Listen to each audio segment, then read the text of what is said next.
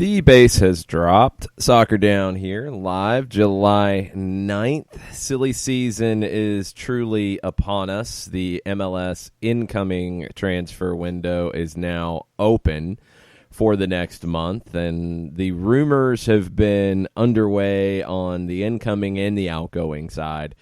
We talked about it on Soccer Over There last night. The rumors popped from a bunch of different outlets all at the same time in Argentina, and they were worded in the same way, which was very intriguing, about Pity Martinez and potentially a loan and all of that. There hasn't been any updates other than Doug Robertson of the Atlanta Journal-Constitution saying that it's not true, it's not accurate. So that's all that we know. I'm sure there's going to be a bunch of questions about this. It feels like one of those stories that will probably continue for a little while. The team today will be speaking to the media ahead of tomorrow's U.S. Open Cup quarterfinal against St. Louis FC. So if we get anything out of Marietta from any of our good friends who should be on hand, like Doug, like Chris Furmeister, Joe Patrick, Felipe Cardenas, possibly, if he's back, any of the crew, we'll let you know what we hear. But that's where it stands right now. And one thing I'd like to just remind everyone of when it comes to this part of things, we'll get into the whole transfer saga here in a bit.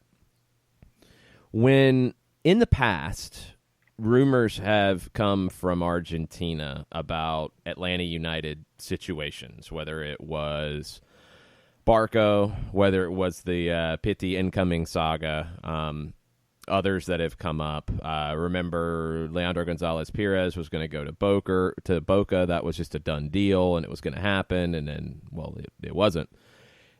It's come from the Argentine side of it, and it was different in the case of Barco and Pity coming to Atlanta because the Argentine side of it had the control. The player was in Argentina.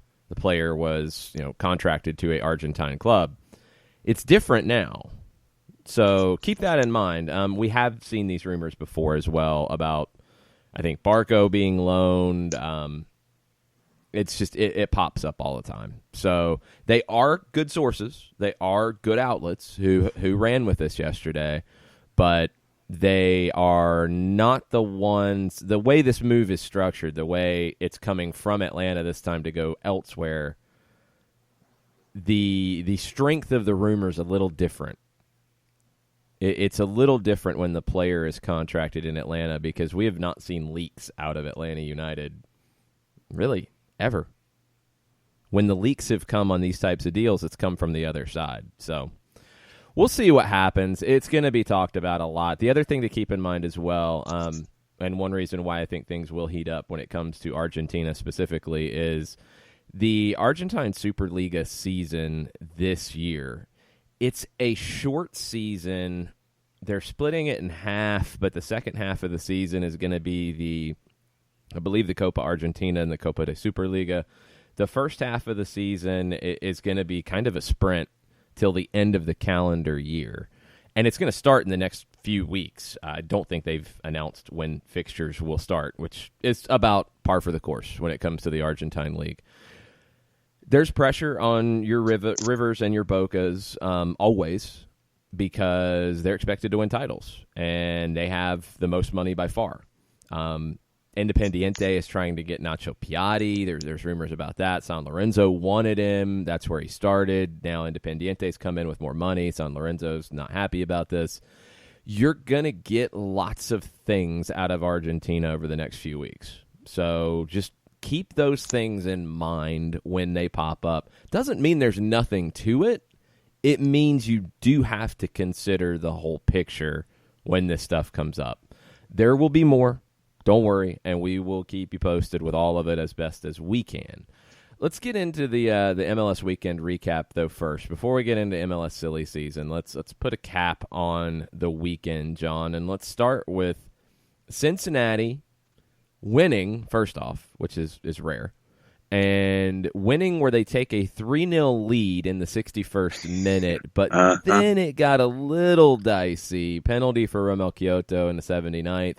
a spectacular own goal from Nick Hagland. That was a good finish, just in the wrong goal. Made it 3-2, and it got a little scary at the end.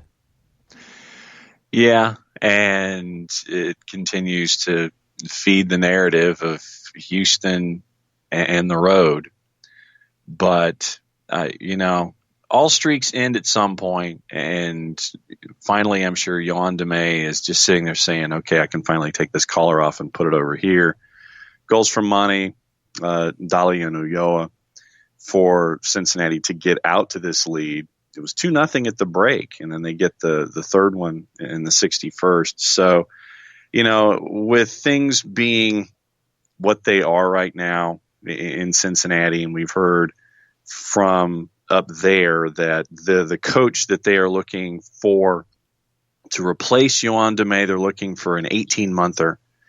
And right now that's what we're hearing off the pitch. But you just sit there and you tip your hat to Cincinnati, sit there and go, congratulations, it's been a long time. And hopefully you can take something from it and build from it. But it has just been an off-the-rails season. But you get full points for a change.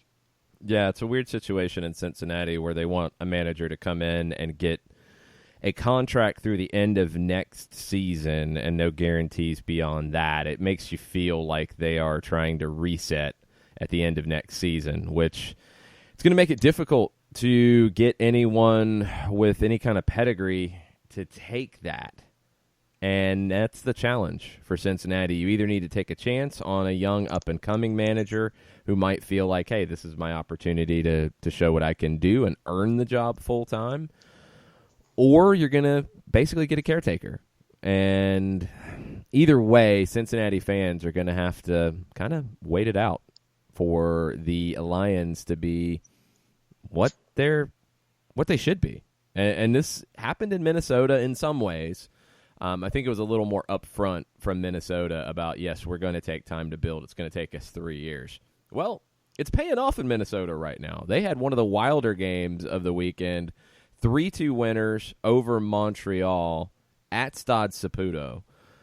Massive, massive win for the Loons. Mason Toye and Mason Toye. Who had Mason Toye in fantasy? That's the biggest question. Well, if you Probably did, nobody. You're a genius. Yeah. Ethan Finley with a PK at 45+2, wild first half. Then Mason Toye gets his second of the match, early second half. And, with what we've seen in Minnesota, it's an exciting club that has been able to do things at home and to pull a result out of Stade Saputo. Traditionally tough place to play.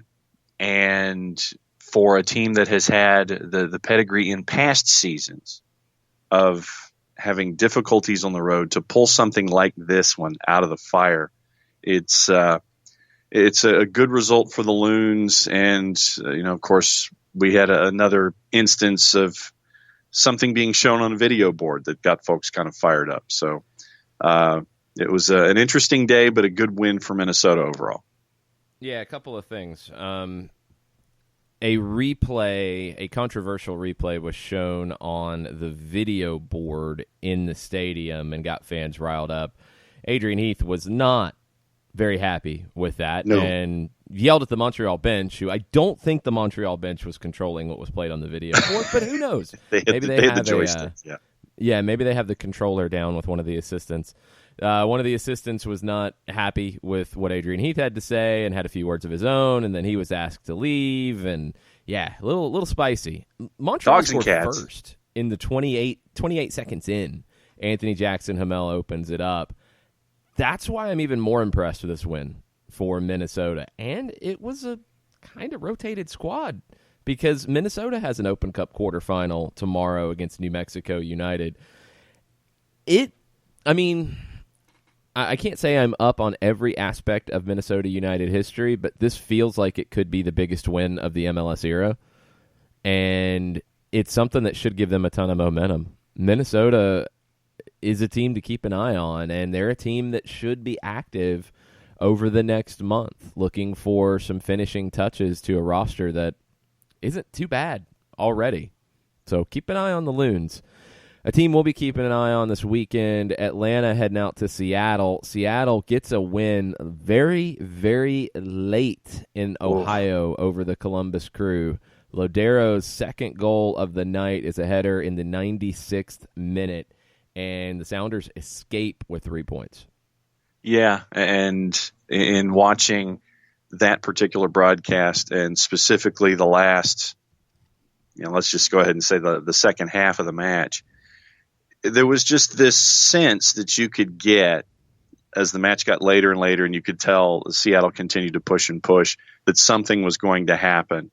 And the schleprockish nature of Crew this season just popped up, and it happened again. And it looked, honestly, on the sideline, it looked like Caleb Porter's head was about to split wide open after Lodero got his second, basically at the death, to give Seattle full points there. But it is just not good football right now in Columbus, and the match against Seattle seemed to be a microcosm of what the season has been so far.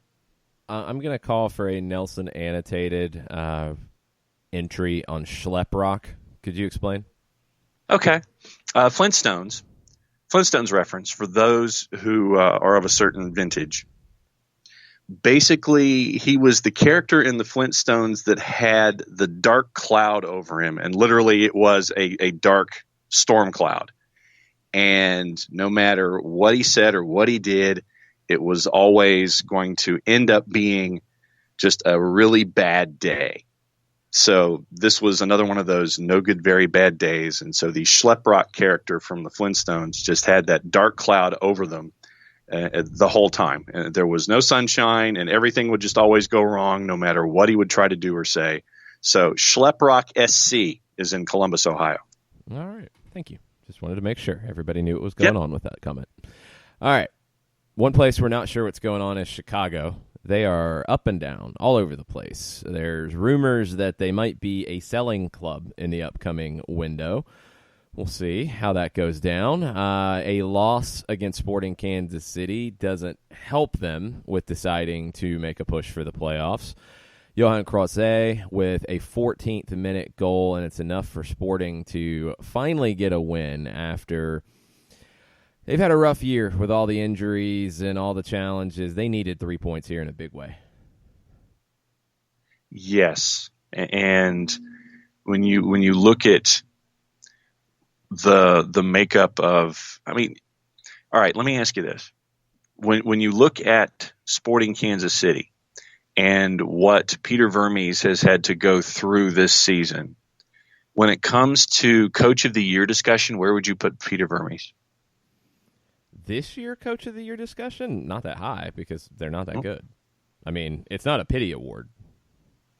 No, but with what he has not had to work with injuries and such to get them. Matter. All right. You can't give it to him because, they're not that good. Yes, he's had a rough time, and I feel bad for him. But, no, he's not the Coach of the Year. There's 10 other people who would be there first.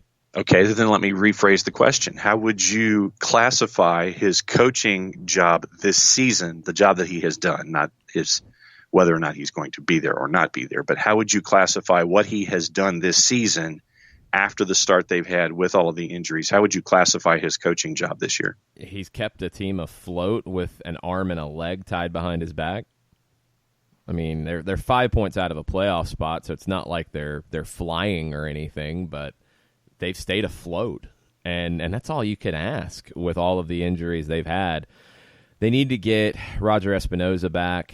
They need to get just some chemistry back with this group, because it's just too many games where they haven't been able to field a full bench, too many games where they haven't really had any options to do certain things. So he's kept them alive. And you look at the West right now, Sporting with the win, they're 5 points behind Houston, who's in the final playoff spot, but there's two teams between Kansas City and Houston, Real Salt Lake, who's 1 point out of the playoffs, and Portland, who has 14 home matches left this season.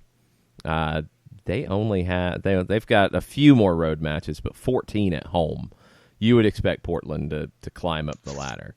So the Western Conference, Peter Vermes could miss out on the playoffs due to all of the injuries and just the hole that they've dug for it, and still have had a good year as a manager. But the injuries have been the major story in Kansas City. I think some people have tried to spin it about Vermes and coming at it from a negative perspective. I think that's incredibly foolish. The fact that they're still somewhat alive, that's a credit to Peter Vermes and the job he's done. It's not manager of the year job because they are 5 points out of the playoffs, but it's something to be commended.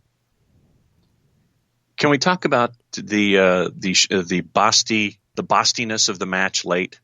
Yes. What did our friend Mr. Schweinsteiger do to this time?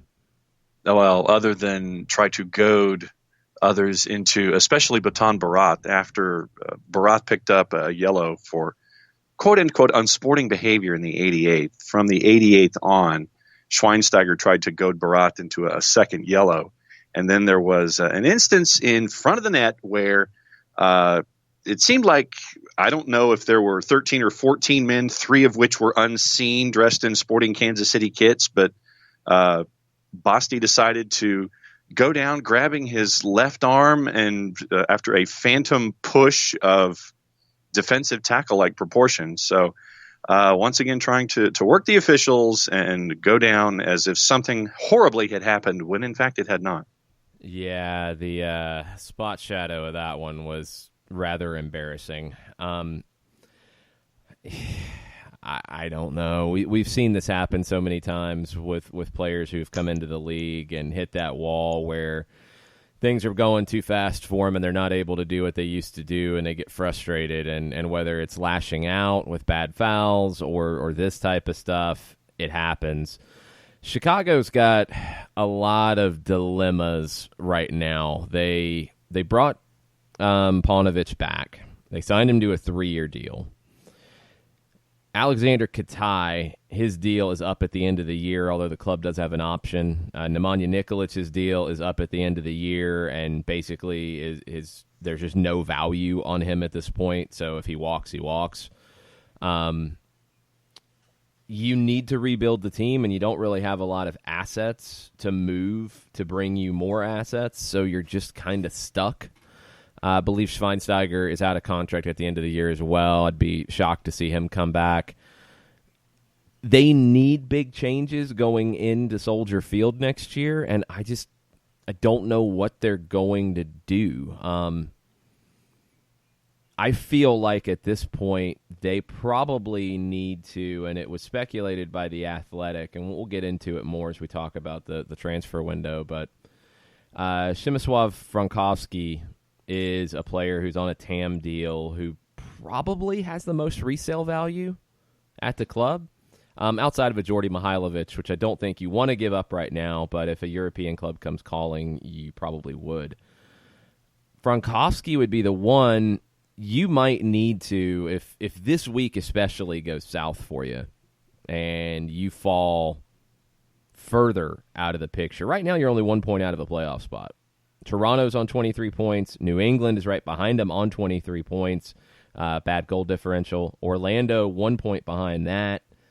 Better goal differential than Chicago, who's 1 point there. So Chicago's in 10th, but they're 1 point out. It's right on that cusp, isn't it, of do we go for it to get into the playoffs, or do we say, you know what, it ain't happening?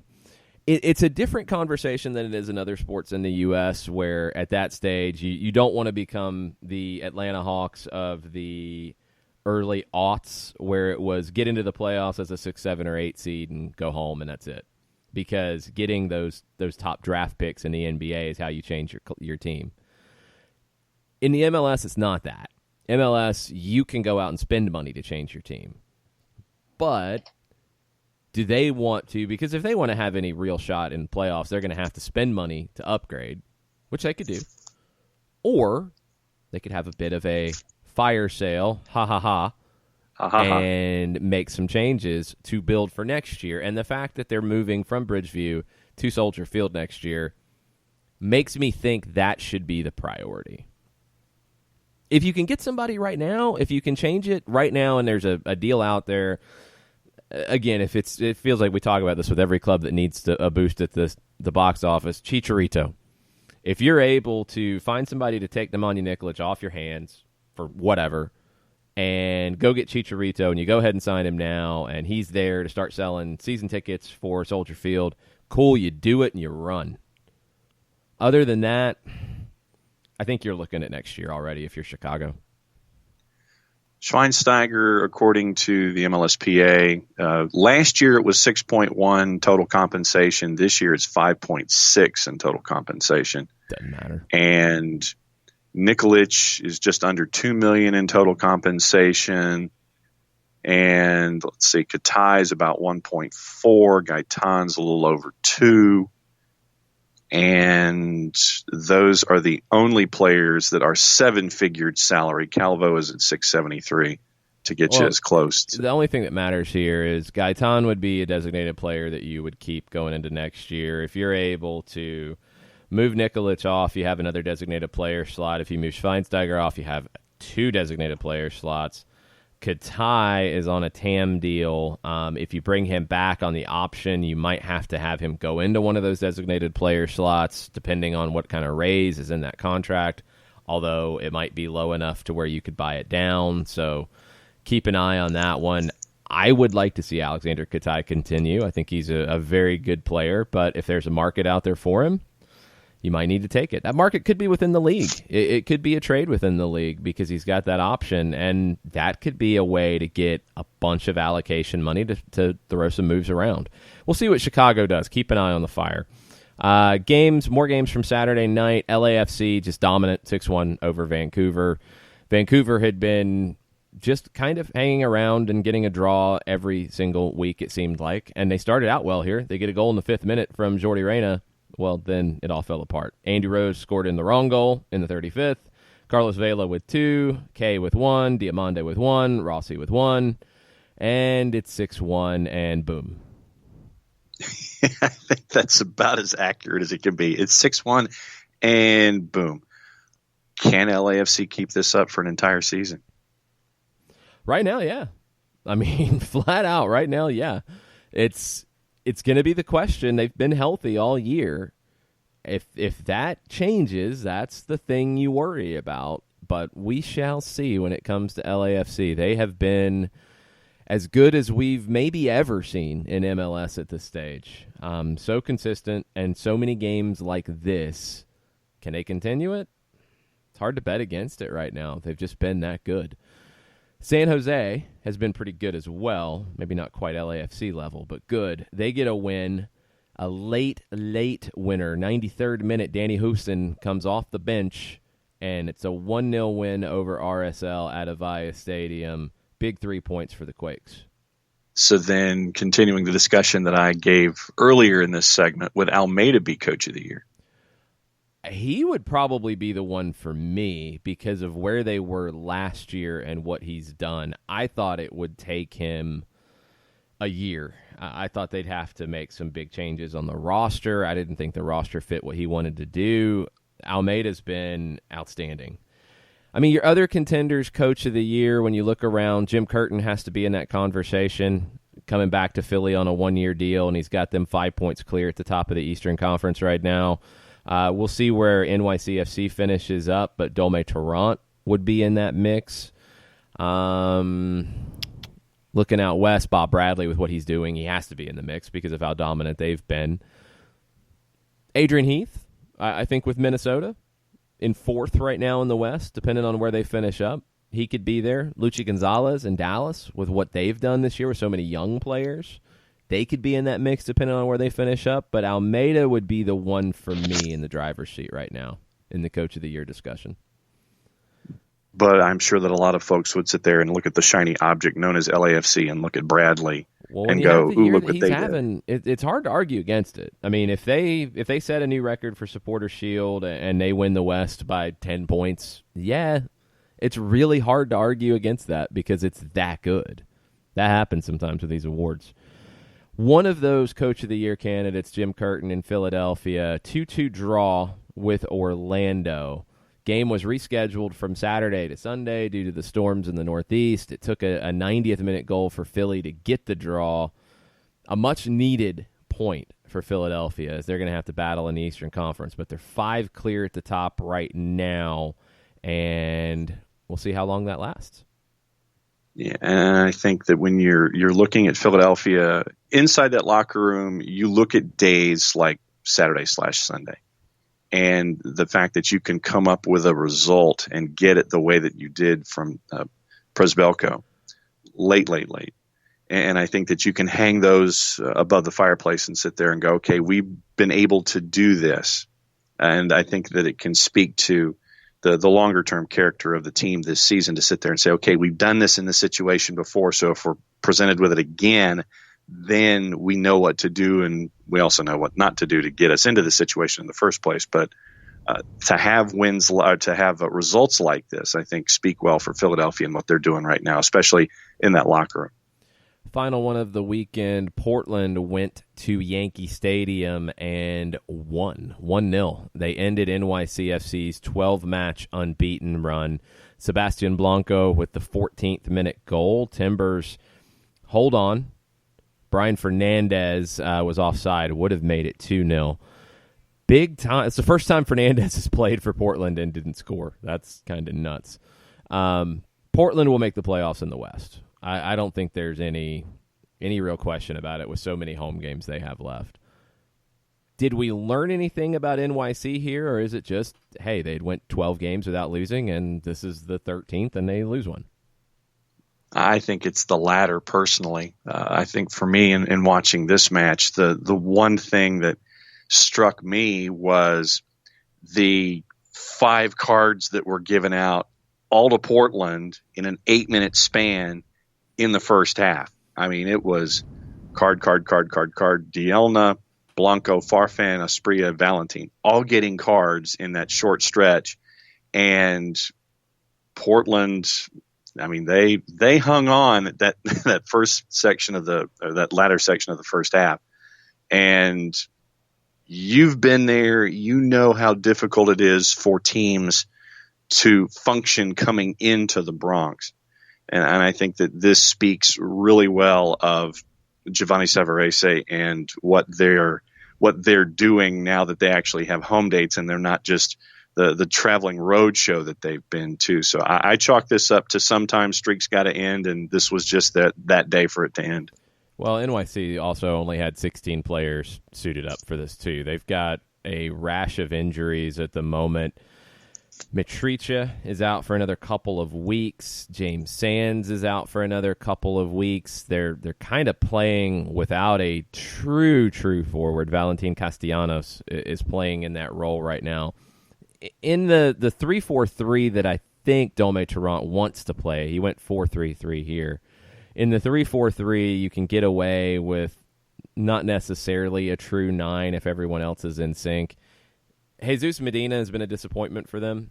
I liked what I saw from him last year, but he has not really been the guy I think they expected and the guy that they paid for. So I wonder if NYC might try to do some things out there to bolster this depth. Hebert was not in the lineup either on Sunday. They play Orlando in the Open Cup on Wednesday. I'm really curious to see what kind of lineup they throw in that. Yep. I want to see where their depth is at this point and what they can do. Keep an eye on NYC. They've been really good over the last 12. They dropped points here, but they are even with Philadelphia in terms of points per game, and they've got 4 games in hand on the Union, and they're 7 points back right now. They would be the other team in the East, other than Philly, at the top to really keep an eye on at the moment. Let's take a break, come back, get into some of your Tuesday thoughts right after this. Looking for future leaders we can trust and believe in? Look no further than the high school student athletes right here in Georgia. High school sports teach young people how to be effective leaders.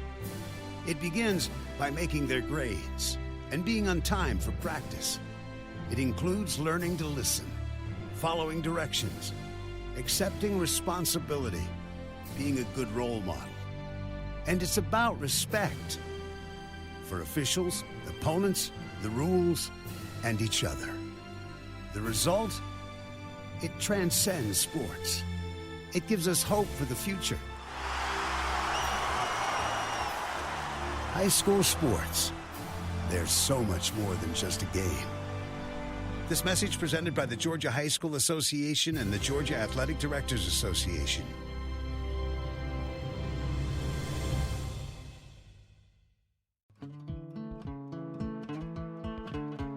Today's show is presented by Appolinsky & Associates, personal injury lawyers with over 30 years of experience, supporters of Atlanta United, Faction, and Inter-Atlanta Youth Football Club.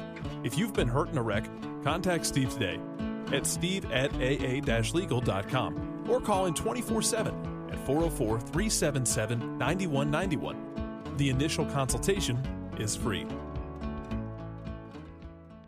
We know that every driver is different, and a one-size policy does not fit all. That's why Country Financial offers a variety of discounts, so you get the coverage you need and the savings you deserve. From good driver to good student, multi-policy to multi-car, we've got a discount to suit every driver. Call Jason Wright at 678-568-6871 today to see what you could save. On Facebook at Jason Wright Agency or by phone at 678-568-6871. Discounts vary by state. Policies issued by Country Mutual Insurance Company, Country Preferred Insurance Company, or Country Casualty Insurance Company, Bloomington, Illinois.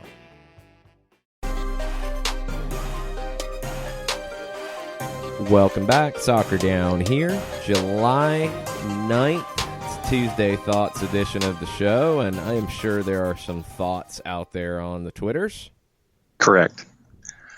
Let me go with the philosophical question first, and it's almost like a QOD from Katie Weaver.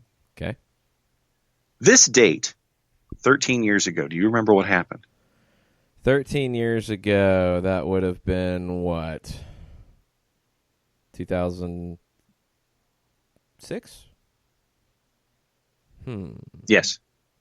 It's around a World Cup final. Is this the Zidane headbutt? Yes. So, Zidane headbutts Materazzi in the World Cup final. From that game, Materazzi became one of my sports villains. This is Katie Weaver speaking. Up there with Kent Herbeck and maybe Torsten Frings. Who are some of y'all's soccer villains or other villains in Atlanta sports lore? Tuesday Thoughts. Let's see. So for some people, Materazzi would be their sports hero because of that. Yeah. Nick, chime in whenever you want. That was crazy. I remember watching that final at the Brew House, and we didn't know what was going on. This was obviously way before VAR was a thing, and we didn't know what was going on when play stopped. Referees over talking to the fourth official. I don't know if we could really hear the commentary, and I don't remember if they knew exactly what was going on either. Thought maybe there was, fan trouble, somebody throwing something on the field, whatever. And then they show the replay, and it's just, what? Why? How? How do you do that? First off, you get angry at somebody. Your first move is to headbutt them in the chest? Like, that's a crazy decision to make. A punch, a kick, Yeah. No, I'm going to headbutt you in the sternum. The chest? Okay. It was bizarre. I mean, it was just one of the most bizarre moments I can remember watching a game. So, sports villains. That's a good one. Lambier. Yeah. I mean, and I think for a lot of people, a villain would be beloved on the other side of it, and that's I think what makes the best villains. If you're just a bad guy, you're just a bad guy, but a villain is loved by some. So, yeah, Lambier would totally fit that. Rafa Marquez, I think, would fit that for most U.S. fans. Yeah. Sean Avery and Claude Lemieux in hockey. Yeah, I guess. I don't know. Not going to get that Tim Horton sponsorship because I'm not up on my hockey villains. Claude Lemieux was a part and parcel to the Colorado Avalanche, Detroit Red Wings fights from the late 1990s. Okay. And Sean Avery was a major pest. Just ask the Atlanta Thrashers in their playoff series against the New York Rangers. Yeah, the only playoff series where they got swept. That was no fun. Thanks for the reminder. No, that stunk. That was no fun. No bueno. Joey Carlos Barton. Ruiz was a villain for a lot of people. El Pescadito, flopping like a fish. He was very good at it. So Ruiz is one of those guys that if he was not on your squad, I think you definitely thought he was a villain. Trying to think of other MLS villains specifically. Would Schweinsteiger qualify? No. I mean, he's just annoying with the I'm not as good as I used to be stuff. That's annoying and frustrating, but nah. Same with David Villa. The same, yeah. I mean, I don't think they rose to the level of villain. I don't know if Atlanta United has any single player that hits that level from other teams. I mean, some would say it's Michael Bradley or Josie Altidore, but that really has little to do with Atlanta United, and that's a really weird thing altogether. I can't think of an MLS player that has that reaction. I mean, maybe Kamar Lawrence, but he didn't quite get it on Sunday. Didn't quite get that reaction. It might take a little more time for Kamar to earn the villain tag from the overall Atlanta fan base. Yeah, I mean, the one I probably think of the most in terms of U.S. soccer would be Rafa Marcos. As I sit here and try to cycle through the four major sports, we did basketball. I mean, for me, it was the bad boys from the Pistons that would have classified, and so it could have been Rodman, could have been Lambier.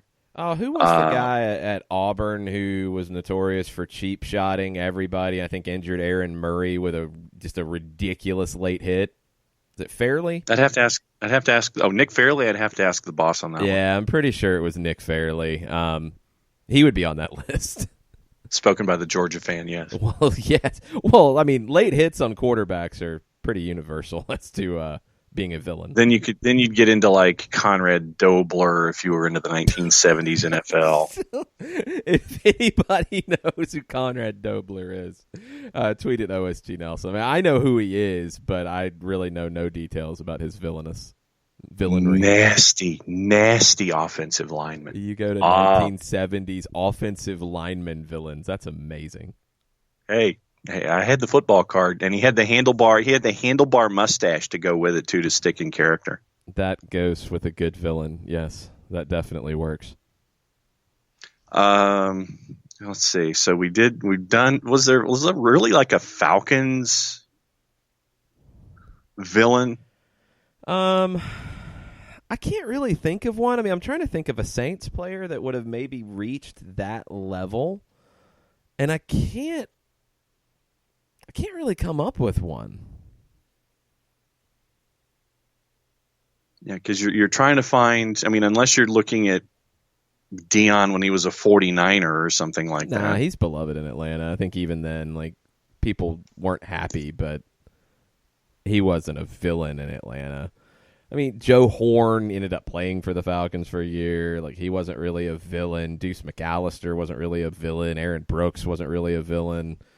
There wasn't really. I mean, the Saints haven't had a ton of continuity. There might be some who think Drew Brees is a villain in Atlanta anyway, and I might not disagree with them. And so, and for soccer villains, for me, it would be Joey Barton. Yeah, he would reach that. Tafka has a couple of good ones. Felipe and Will Johnson as MLS villains. Nothing to do with Atlanta specifically. But yeah, those two would definitely hit that level. A lot of people would have said maybe Chris Armas could have been at that level as a player. Richie Williams, back in the earlier days of MLS for DC United. Scrappy guys who are not afraid to get physical. Kyle Beckerman is probably that for rivals of Real Salt Lake. True. John Roper says a lot of folks hate on Terrell Owens. Yeah, he would be a villain. That's a good call. That's a good one. Daniel Price says probably the Patriots as a whole and Tom Brady when it comes to Atlanta. Yeah, there's that. It's a little different. I don't know if that truly hits like true villain standpoint. That's just we really don't like these guys. I mean, they didn't do anything that was evil. They just did something that was mean. Really mean. And Percy Herrera adds Vinnie Jones in both his soccer and acting career. That's a good shout. Ask Gascoigne about Vinnie Jones.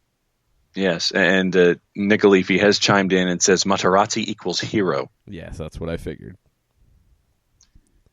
And so we'll go through those for the rest of the morning. Daniel Price, first things first, Arjen Robben from Doug Rumor, then the PT Rumor. As much as people would like Yamil to come back, is it really feasible? This silly season is going to be crazy, isn't it? Yes. Okay, you just threw like 20 things all at once.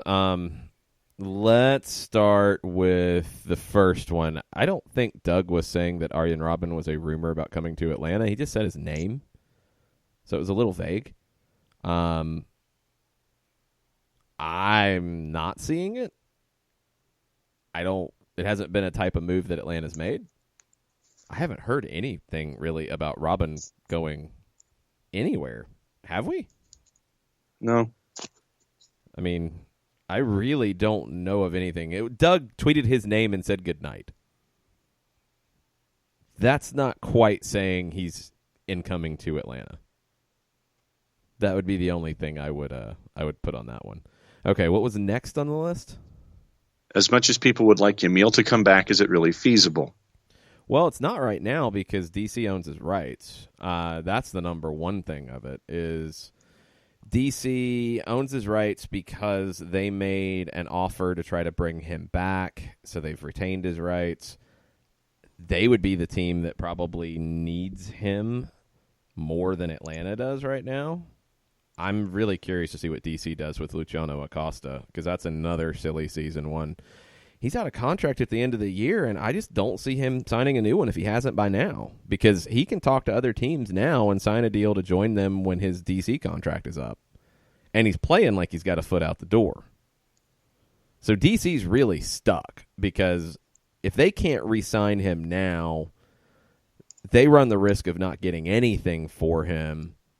The only thing they can even hope for, really, is that a club comes in and signs him on a pre-contract and then says, hey, we'll give you a pittance to get him now.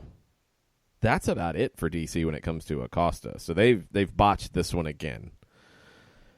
They're going to need a guy like Yamil Asad to come in. Now, does Yamil play centrally? Does Lucas Rodriguez come in and play centrally? Could Stieber play centrally to replace Acosta? You're going to have to figure that one out. But by all accounts, DC wanted to bring Assad back. It was just the financials of it. And talking about a club screwing up a situation, Velez had a team in DC United who wanted to give them money for this player that now they have let go for nothing. What? Like, duh? Mm-hmm. So, it's mind-blowing, some of this stuff. Like, they don't sell him. They played him for like 20 minutes.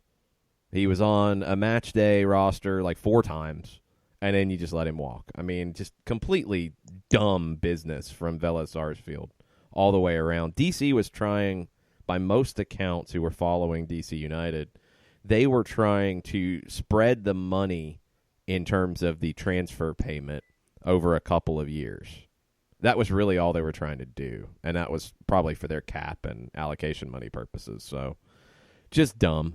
And now we'll see what happens. Another club that I think you might want to keep an eye on because they've mentioned needing wing help is Minnesota United. Now, Minnesota or Atlanta or anybody else would have to make a deal with DC for his rights, and I don't think DC would give up Yamil Assad's rights for cheap. That's going to be the number one issue here. So for Atlanta, do they need him? I don't think they do as their roster is currently constructed. I think then you're just creating even more of a logjam. So the final sentence, this silly season is going to be crazy, isn't it? Yep. That is my official answer. Yep. Yes. We'll get into it in open hour number 2, kind of what things look like around the league with some of the current rumors, some of the potential targets, some of the potential teams that could be busy. But yeah, it's going to be nuts. Let's take a break, reset. We'll get into more Tuesday thoughts right after this. A ranger station. I'd like to report a bear hug. Okay. I put out my campfire and Smokey Bear hugged me. So you drowned the fire, you stirred it, drowned it again, and felt that it was cold? Uh-huh. Yep, he's just letting you know you did good. Bear hug from Smokey Bear. Status update. I'm gonna let you go now. There are many ways to start a fire, but one sure way to put it out. Learn how you can do your part at SmokeyBear.com. Sponsored by the U.S. Forest Service, Ad Council, and your state forester. As a business owner, you know that every year brings new challenges and opportunities. The success of your business demands expertise and focus. And Country Financial can help you keep that focus by helping ensure you have the right insurance protection in place to meet your goals. Jason Wright can help you create a customized insurance plan that has coverages designed just for your business. Give Jason a call at 678-568-6871 or reach him on Facebook at Jason Wright Agency. Coverages vary by state. Policies issued by Country Mutual Insurance Company, Bloomington, Illinois. This is what matters. This is beyond X's and O's. This is the difference mutual respect makes. This is what character looks like. This is what defines us in Georgia. This is sportsmanship. School sports. It's not the outcome that matters most, but the way the games are played. This message presented by the Georgia High School Association and the Georgia Athletic Directors Association.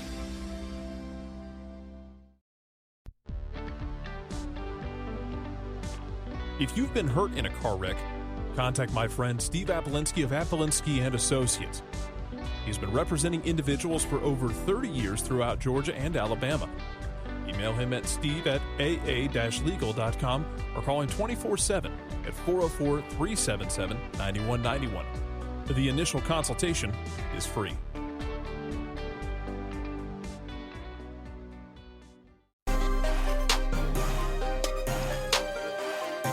Final segment, hour number 1, July 9th edition of Soccer Down here. Tuesday thoughts.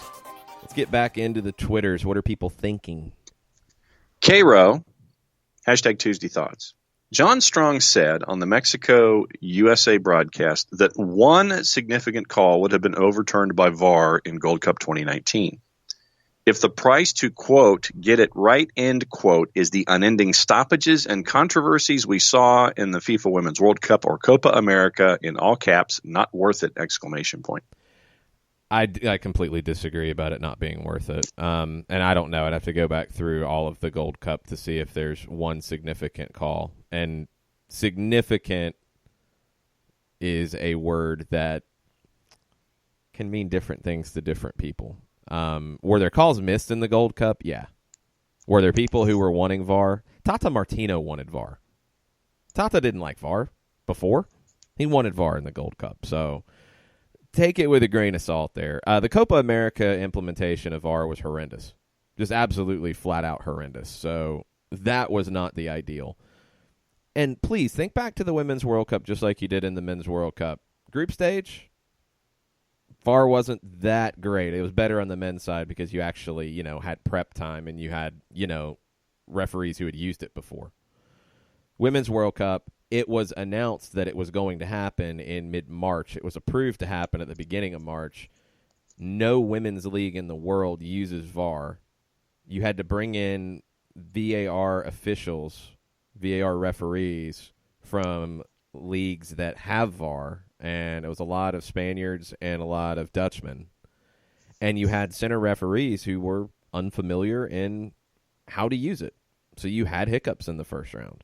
But once you got later with referees who had used it in the tournament, and better referees, to be completely, perfectly honest, because the best referees advance, there really weren't any issues with it. So I have to disagree with the whole thing about the delays and stuff. I want calls to be right. Is VAR perfect? No. It never will be, because refereeing's not perfect. It's human beings making the calls. So you have so many judgment situations, it's not perfect. So many of the issues for me with VAR were truly issues with the laws of the game and wording and precedents and definitions and procedures and such. The whole thing about the foot on the line and penalty kicks, we talked about it a ton on the World Cup dates. The rule was there before. Referees just never enforced it. You can't pick and choose what rules in goal-scoring situations and penalties now you want to enforce and not enforce because of VAR. They reworded it to say, okay, we're actually going to enforce this now, goalkeepers, but you don't have to have 2 feet on the line, you have to have 1. Well, that's a big change, and you're going to have some hiccups. Am I a huge fan of VAR getting involved in it? Not really, but I have more of the issue with the actual law of the game. If we're not okay, if we say that, well, referee or goalkeepers have to have more leeway because it's just impossible for them to make a save, write the law and figure out how to actually have it make sense so you know where the line is. Because what I hated more than anything was that random time in a game in a league season, or maybe 2 random times, where a referee would actually enforce a goalkeeper coming off their line on a penalty. Because then the argument is, well, it's never enforced, so how do we know it's going to be enforced? Which is valid. So clean that up. However you want to clean it up, just clean it up and just have it be consistent. And if it's going to be consistent with VAR doing it, cool, fine. The handball stuff, oh my goodness. They reworded it going into this tournament, and it's a brand new law, and yes, there were issues with it. I think that they tried a little too hard to make it less of a judgment call, and I think handball and handling as a whole is going to be a judgment call. It is just a judgment call. They need to give referees some leeway and some discretion on that. Offside with VAR, I mean, it needs to be quicker in determining it, and I think it is getting there, but it is or it isn't. That's a simple one. You always get into the weird situations with, is it a foul? Is it not a foul? Is the player actively engaged in the play in an offside position, or are they not? Those are judgment calls. VAR helps you get the call right more often than not, so I will take it. I want VAR to continue to improve. But the things about the complaints about the game being delayed or things like that, the same thing happened with every other sport. And in my opinion, VAR helps you get more calls correct. And that's what we should want at the end of the day. And if you have a couple extra minutes of stoppage time because of it, I'll take the trade-off. Joey Logan, when it comes to villains, has Joey Barton, Vinnie Jones. Yep, absolutely. Nathan Pugh. I want both Frank DeBoer and PT to stick around just to annoy that half of the fan base that is diametrically opposed to how I view life, footy, and fanaticism. # Tuesday Thoughts.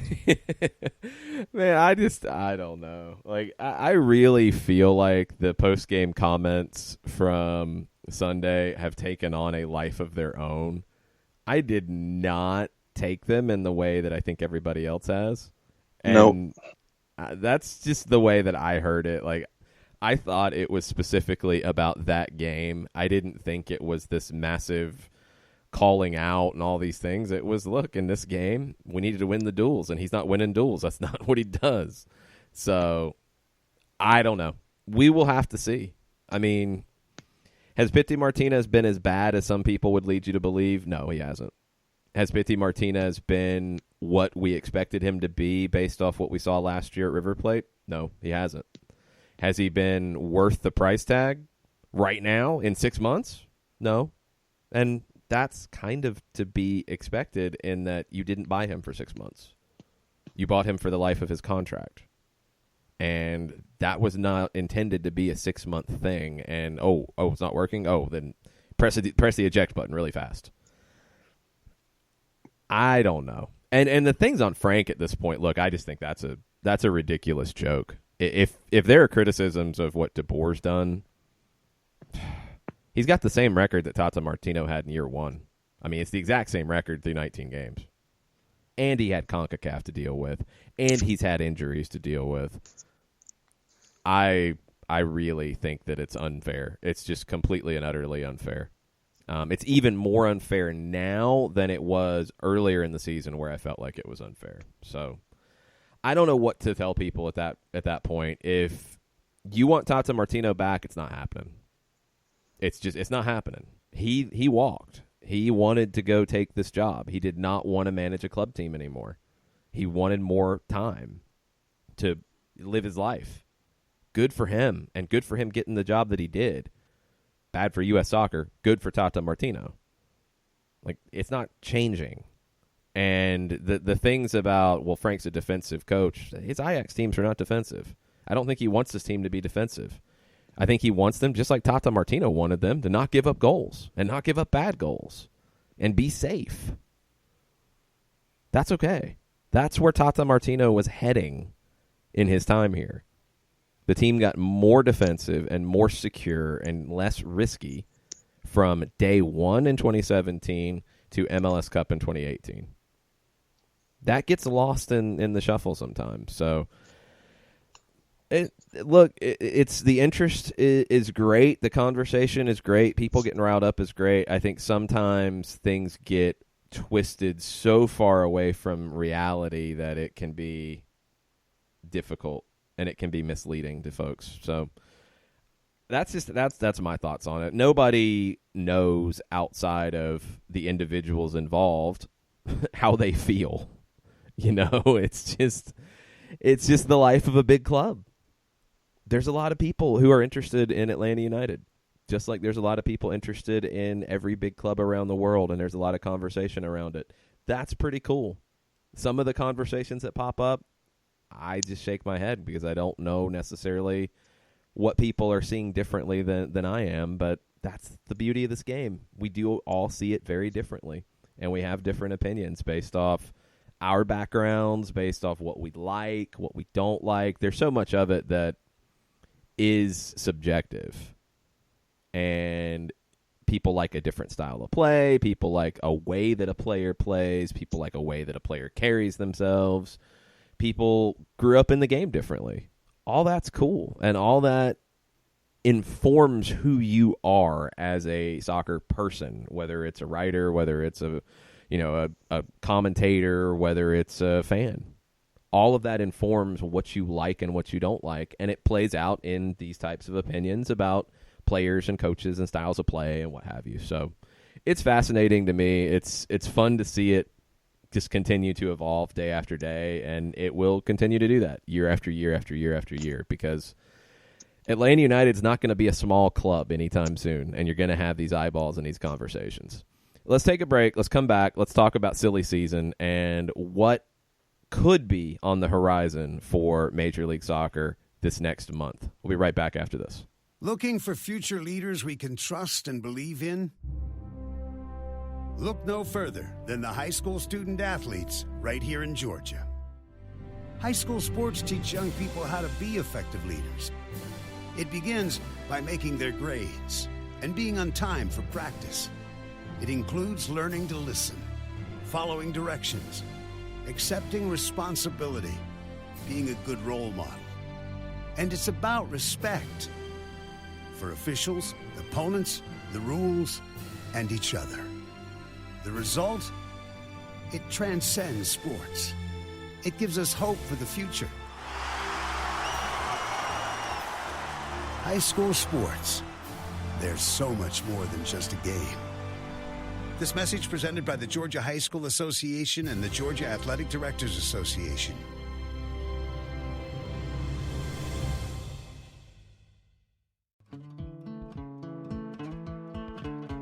Today's show is presented by Appolinsky & Associates, personal injury lawyers with over 30 years of experience, supporters of Atlanta United, Faction, and Inter-Atlanta Youth Football Club.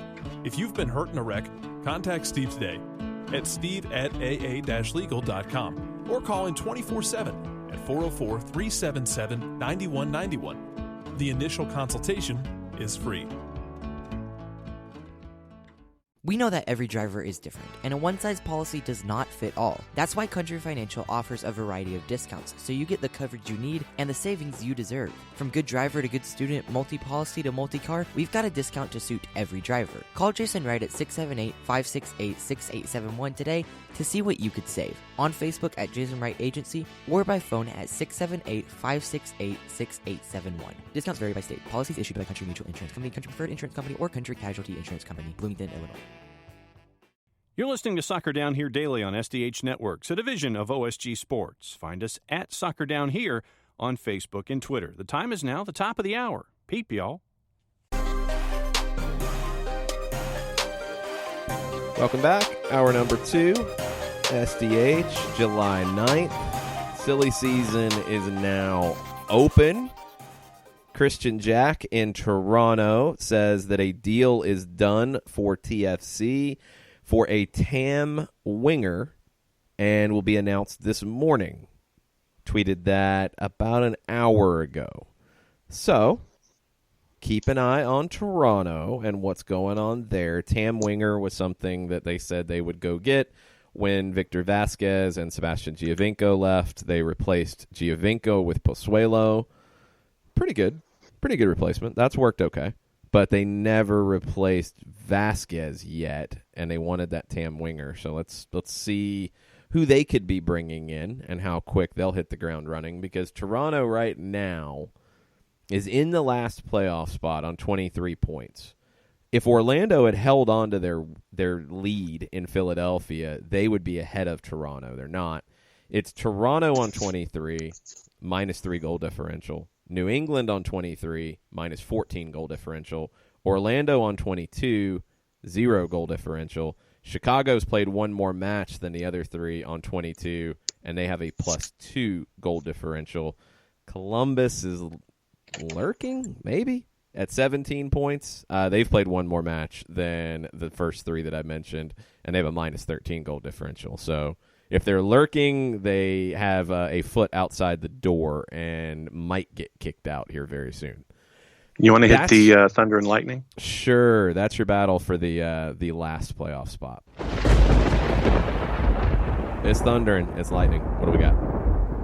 Toronto FC announces today that the club signed 22-year-old Venezuelan winger Erickson Gallardo using targeted allocation money. Upon the receipt of his international transfer certificate, Gallardo will be added to the roster, eligible to play this Saturday in Montreal, joining from Venezuelan Primera División club Zamora FC. Well, that was very quick. Christian Jack has chimed in as well.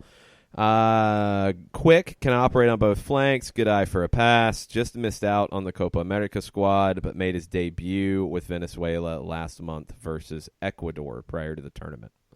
So there you go. Erickson Gallardo, 24 years old, Venezuelan. That is your TAM signing for Toronto. Perfect timing, Toronto FC. Well done. From all the times that teams have done stuff outside the show window, finally we get one. Nicely done. All right. So Toronto bolstering. That's the battle for that last playoff spot in the East. When you get to the 6th spot, it's 5 more points up. The Red Bulls are on 28 through 19 games. NYC is 29 through 17 games. They're up in another tier for me. Montreal's played 21 games, and they're on 30. So, for example, Toronto, 2 games in hand, 7 points back from Montreal. It's getting stretched a bit. When you look at points per game, Toronto's still in that last spot. Montreal is in the 6th spot at 1.43. Toronto's 1.21. New England's 1.21. Orlando's 1.16. Chicago's 1.1. It feels like 4 teams battling for one spot. Montreal could slide out, but they're going to have to go into the tank a little bit here in the second half. I don't think anybody in the top 5 in points per game, New York Red Bulls, DC, Atlanta, Philadelphia, NYC, I don't think any of them are sliding out of the playoffs unless you're talking about an epic tear from Toronto, New England, Orlando, and or Chicago. Yeah, and I think that in the beginning of the year, and this is taking the teams out of the discussion, when it came to the Eastern Conference, weren't we initially looking at 8 or possibly 9 for 7?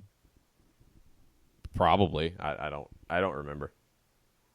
But I think it was either 8 for 7 or 9 for 7 when we were throwing stuff out in the preseason as to what we thought may go down. Yeah, it's possible. We're at the stage now where it looks like 5 are in, and one is pretty good, and then 4 more are battling for one spot.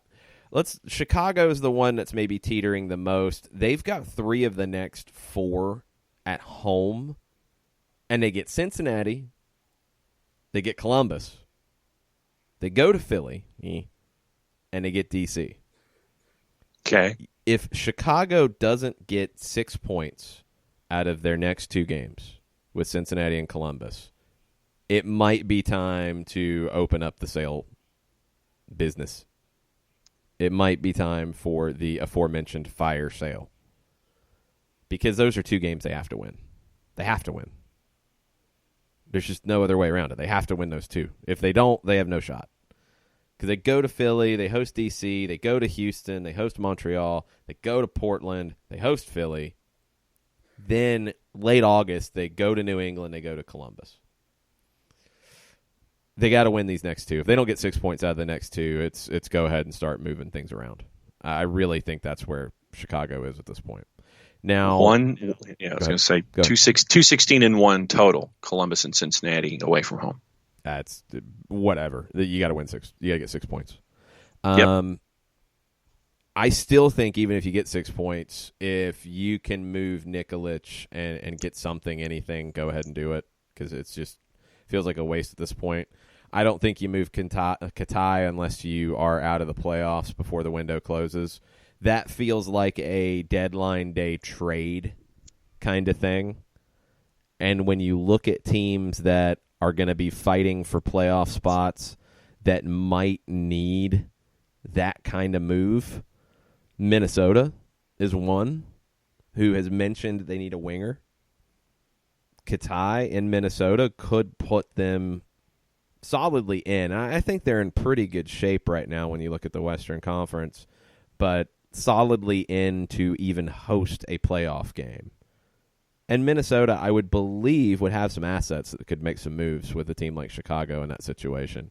But Chicago, it's 6 points or bust in the next 2. And if they bust, then it's time to start making those kind of moves.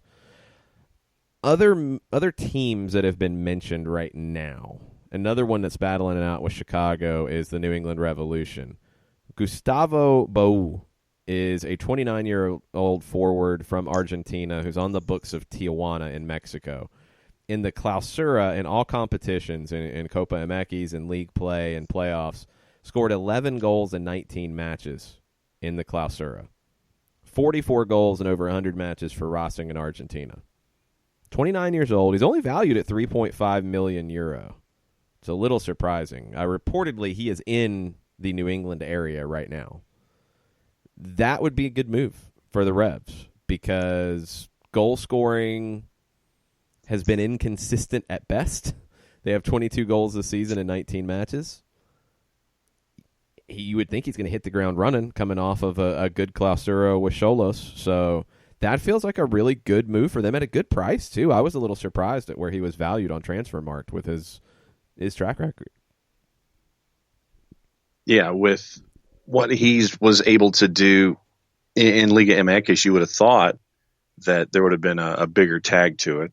But, you look at what Bruce Arena is trying to do, and I think that sending out Somi practically immediately it's like, all right, I'm going to go ahead and put my stamp on this team. And bringing in talent like this, I was trying to do quick math. 19 into 22 is like 1.1 something, and that's just not a lot. And to win matches, I think you need more than 19 and 22, and I like this. I like this idea if it comes to fruition. Yeah, it makes a lot of sense, and it feels like it would be a pretty cost-effective one too. One that would not be cost-effective is the LA Galaxy and Christian Pavón. There's more talk now. Boca Juniors reporters are saying that Pavón's agents are in Los Angeles trying to get this deal done, that Guillermo Barros Escaloto wants to get this done. Pavón was with him at Boca last year. That would be another designated player, and you're back to the Giovanni Dos Santos situation where Zlatan just signed a DP deal. You're not going to be able to do anything with that. Jonathan Dos Santos is on a pretty high number designated player deal. You're not going to do anything with that. Roman Alessandrini has been injured, and he is on a deal that is just over the threshold to be able to buy him down. Are you able to restructure a deal with him? And I would think that you would be, but they weren't able to do that before with Giovanni Dos Santos. Reportedly, Alessandrini wasn't interested in restructuring. So has that changed? I don't know. But if you get Pavone, you're going to have to do something because then you're at 4 designated players again. No clue how they're going to deal with that. Yeah, and it seems like the LA Galaxy seem to be the pop quiz for every possible trade window. It's like, okay, how are they going to handle this? And every single time it always loops back to Alessandrini as the option. But the juggling exhibition that's going to be put on by the Galaxy here, I'm looking forward to seeing how it's resolved this time, if it's resolved at all. It's an interesting case study in trying to make something work while you're trying to bring in players that you want to bring in and still being saddled with contracts from a previous time. So, yeah, I'm going to sit back in my chair and look at the Galaxy on this one and figure out how they're going to get this one done or not get this one done. A club that I'm really curious to see what they do here is Real Salt Lake. Salt Lake's on 1.37 points per game, which has them just behind FC Dallas in the points per game metric. In overall points, they are just behind Houston, 1 point back. Houston's got a game in hand. There's a couple players on RSL to keep an eye on. Joao Plata has barely played this season. There was a lot of talk before the last window closed that he would be headed to Mexico, and it feels like that deal's fallen through. It was with San Luis. I wouldn't expect they would be trying to keep him at this point. So what do? Are you able to find a trade within the league? That would seem to be possible. Are you able to find a sale? That maybe is a little harder to pull off. So keep an eye on Joao Plata. But the one that is interesting that's popped up here after Copa America is Jefferson Savarino, the Venezuelan winger who Atlanta United fans will remember from the match out at Rio Tinto earlier this year. Savarino has been linked reportedly to West Ham and Newcastle. Young winger, really starting to come into the international scene as well. There could be an offer that's hard to turn down for Savarino if you're Real Salt Lake. That maybe could affect the Plata situation. Maybe you keep Plata and bring him back into the lineup if you're going to move Savarino.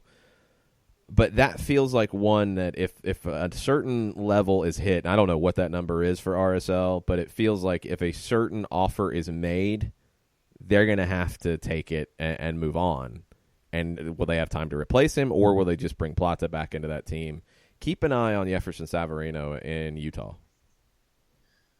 When I know that we have the small sample size of what Savarino did against Atlanta United, but from everything else that you might have seen from Savarino, what are some of your takeaways about him as a growing talent from his time at RSL? He's an explosive player. He's a game-changing kind of player. So I think he can go to Europe, and I think he can play and be successful. He's young as well. Venezuelan players are starting to get noticed. We see it this morning with Toronto. We've seen it obviously here in Atlanta with Joseph Martinez. It's happening more and more and more where it's a buyer's market right now because the overall transfer valuations are just not very high for Venezuelan players. They're a little more unproven. So clubs are taking some chances. Savarino, I think what he's done in MLS has shown enough to where that's a really, good chance to take if you're a West Ham or a Newcastle to bring a player in for, I don't know, $5-6 million. If we're talking Manotas at 7 in Houston and different type of player, Ellis a little closer to Savarino's type of player, maybe more than that, somewhere between 7 and 12.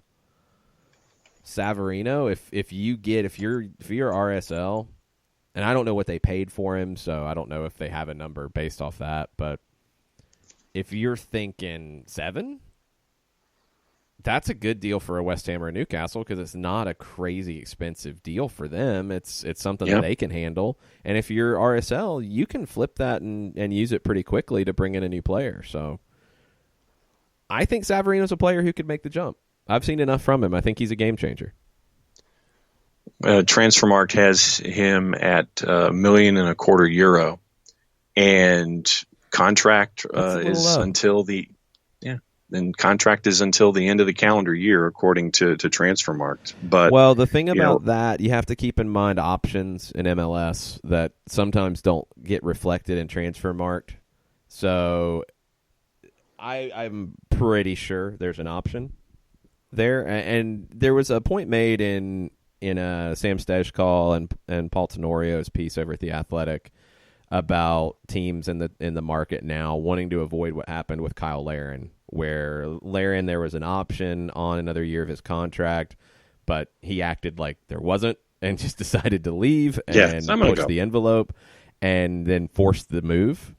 I think MLS clubs are trying to avoid that now by either cashing in on the option quickly, so there's no question, or in this case, trying to make a deal 6 months before the option would kick in to go into the last year of the contract, just so there's no worries here. It would feel like the right time in that situation. If you're essentially looking at 18 months left on the deal, if you can get $7 million, I think you take it and run. And with West Ham, Marko Arnautovic basically is just out the door and headed to China. Haven't they been saying that for 6 months? Well, no, he's officially out there now. Okay, so he's really out the door now. He's really out the door. Okay. And the front line, I'm going to have to dig it up real quick, but I'm going to stall here for a second. But there will be opportunity for him if he goes to a place like West Ham. And, I'd love to see it. And, you look at what's going on with Newcastle and what isn't going on with Newcastle, really.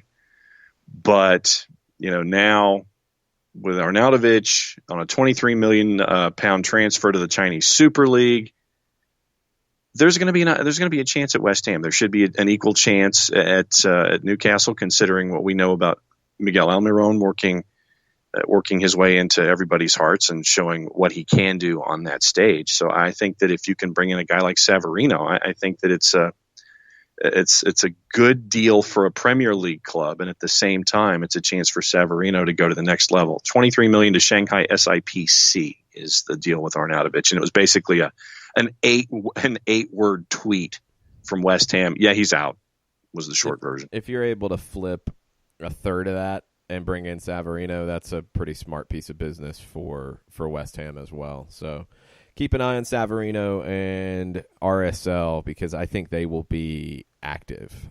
I think they'll be active, maybe coming and going, because they're chasing a playoff spot, but they've got some players at spots where they're probably going to need to make some moves. We have a little bit of news. We'll hit the school bell. Forbes.com reporting that Captain Morgan is a new 3.5-year deal with Major League Soccer. Runs to the end of 2022. It'll start this month. Captain Morgan will partner with the league, which includes sponsorships of the MLS All-Star Game, Campeones Cup, as well as 5 teams: Seattle, Philadelphia, Chicago, DC, and NYC FC. They will look to add more team deals starting next season. It's the first time that Captain Morgan has been a national partner with a major sports league. This was something that came up recently, that MLS and the Board of Governors approved liquor sponsorships. So this is fast. Financial terms of the contract have not been released, though a source with knowledge of the deal says that between the league and team partnerships, Diageo, which is the parent company of Captain Morgan, is making an 8-figure commitment across the term of the deal. Not bad. Not bad. Does the NWSL have the same restriction? Don't know. Who knows with the NWSL, because communication out of their league office is not always the easiest to get. They did just do the deal with Budweiser, and by all accounts, Soccer United Marketing was involved in making that happen. That needs to be the case going forward, whether it is on an informal basis or a formal partnership or whatever. Soccer United Marketing and NWSL have to work together to grow everything. I mean, look, I know there's a lot of people who don't like the fact that Soccer United Marketing is so involved and all of these things, but it's I think a very important part of MLS's business. And I think as a whole, they are the ones who have the most juice in this space in the United States, and they should use that to help benefit the NWSL, both from the NWSL getting the benefit, obviously, but also the NWSL has potential to do more, as we've seen with all of these audience numbers from the Women's World Cup on TV. Is the NWSL going to draw the same ratings? No. We know that. I mean, let's not fool ourselves that, there's this many people who will watch NWSL now. No, that's not the case. There's a lot of people who watch the World Cup and don't make that jump to watch Atlanta United or the Philadelphia Union or whoever. But that is a potential audience. And it shows that where NWSL is now versus where it could be, they're not hitting the levels that they could be hitting. So I think there's a business opportunity for companies like Budweiser to get involved. And they'll benefit, not just throw a bunch of money out the door. They'll benefit, NWSL benefits from the cash. It all works out. Soccer United Marketing has to be involved in that, and I hope they do going forward. We have word that there are talks, and this is from kansascity.com. Sam McDowell, who does a great job covering sporting, that they are in conversations with a left back, and they're trying to figure this out. It's been weird because they've had Seth Sinovic for years, and it feels like Kansas City has always tried to upgrade at left back, and they've never truly been able to upgrade at left back because Seth keeps working his way back into the lineup. This one maybe is a little bit bigger move. It's a Portuguese left back, Luis Martins. Kansas City needs a international spot to make this happen.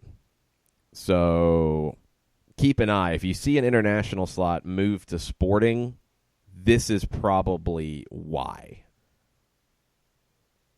Another team that, hey, the injuries they've had, the difficulties they've had, they're trying to bolster for a potential playoff run. And if they get healthy and upgrade, they could be one of those low seeds that goes on a run, and in single-game knockouts, anything can happen. Kansas City could be a team to keep an eye on once we get to the postseason of MLS.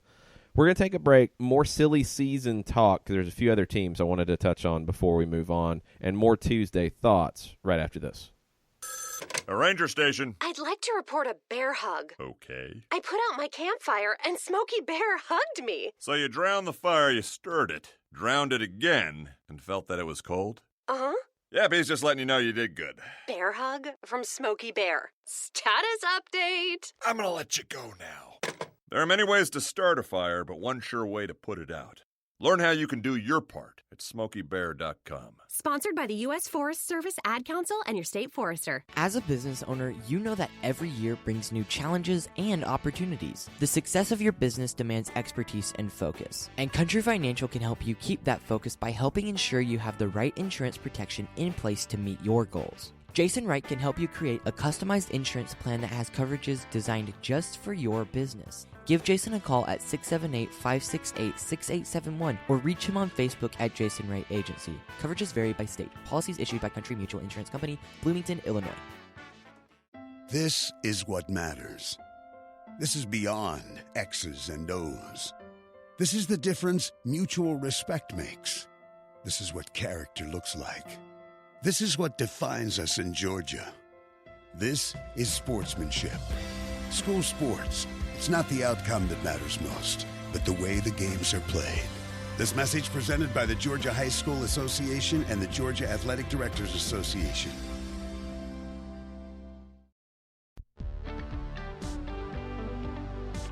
If you've been hurt in a car wreck, contact my friend Steve Apolinsky of Apolinsky & Associates.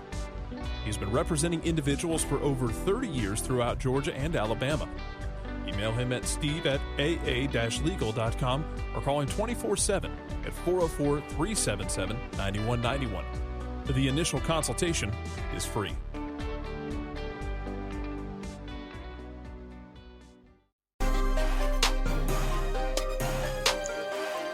Welcome back. Soccer Down here, July 9th edition. Silly season is now open. Toronto's already brought in a player to open things up.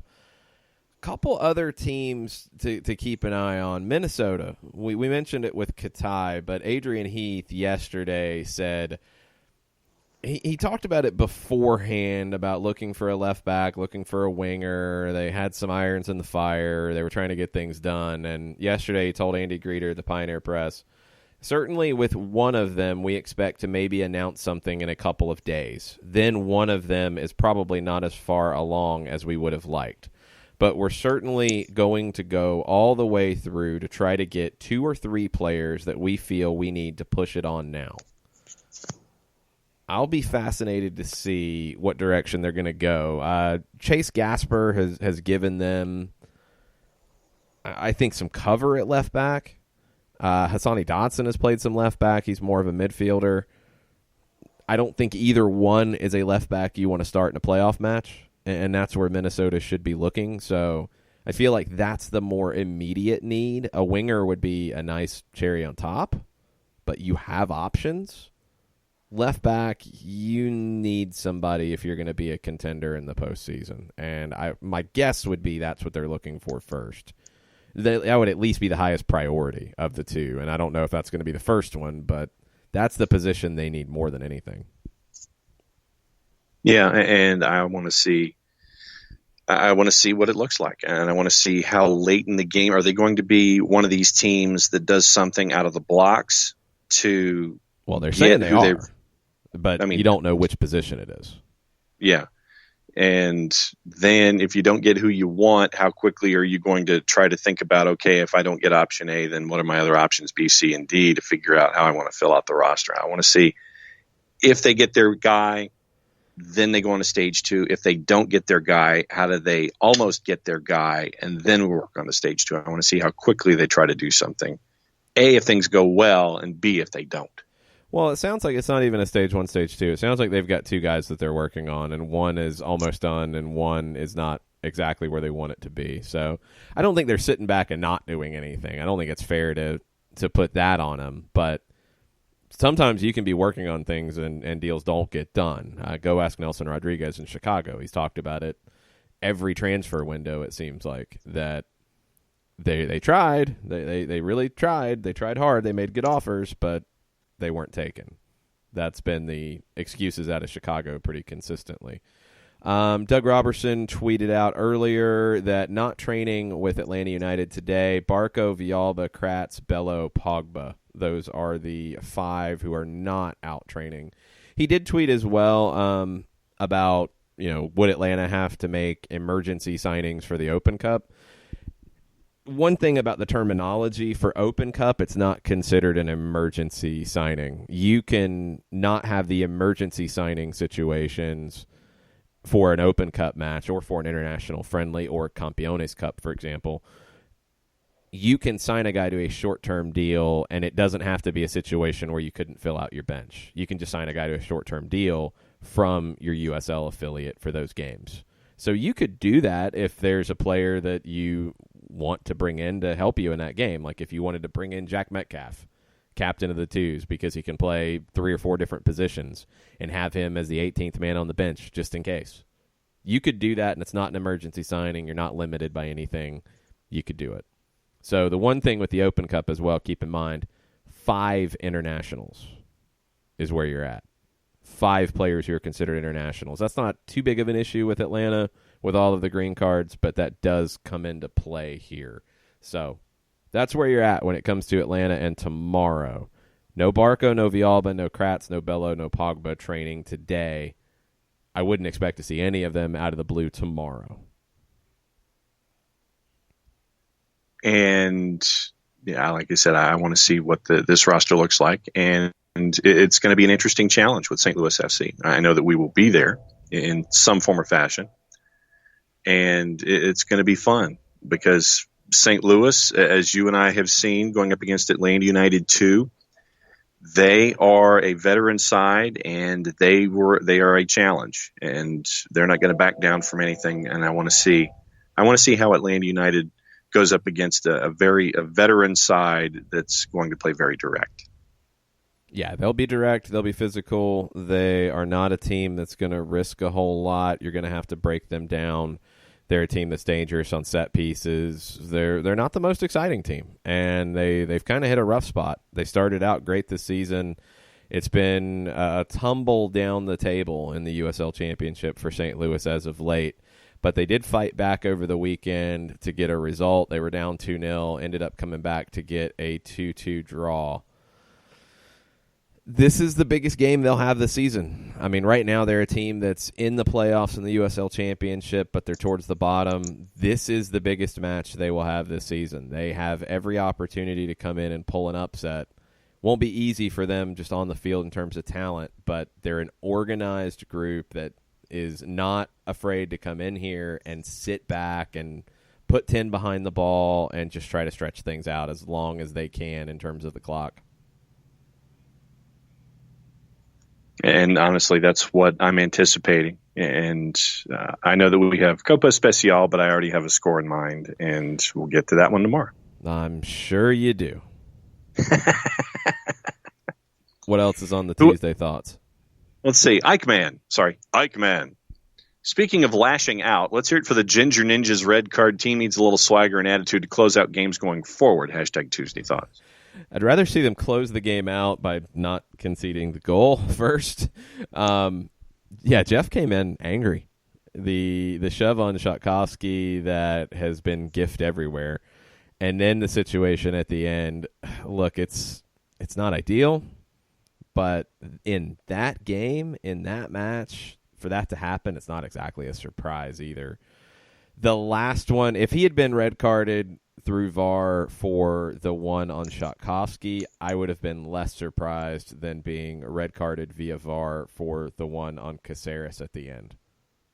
That was trifling, in my opinion, for VAR to get involved at that point. And I do want to see, and I doubt we'll get an answer because it is a lot of mechanics and optics. I would love to hear how everything actually went down, because when the referees walked off the field, I watched them walk off the field and walk behind the signboards going down the tunnel to their locker room. And then I looked away, and we were going to a break on radio and all that, and then I saw them start walking back.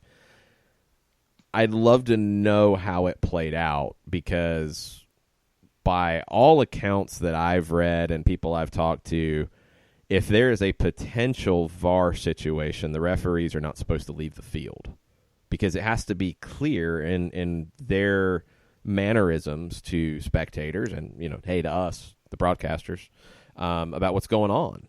And there was no sign of anything going on VAR related at the end of that match. So it's strange, and maybe it is just a strange thing, and the referees handled it badly, but everything's legitimate in the way it went down. Haven't heard anything about a red card being appealed or overturned or any of that. I wouldn't expect it. But the way it was given was very, very awkward and not what pro and referees want to do. So would you, if you were a decision maker in this, would you appeal on the logistics of how that went down? If you can, in the way that it was given, sure. I mean, you have limited appeals, so you don't want to waste one. But if you can appeal on technicalities here about, it wasn't given properly, sure. Because you might get Lorenowitz for the weekend in Seattle, and you maybe could use him. Is it a necessity to do that?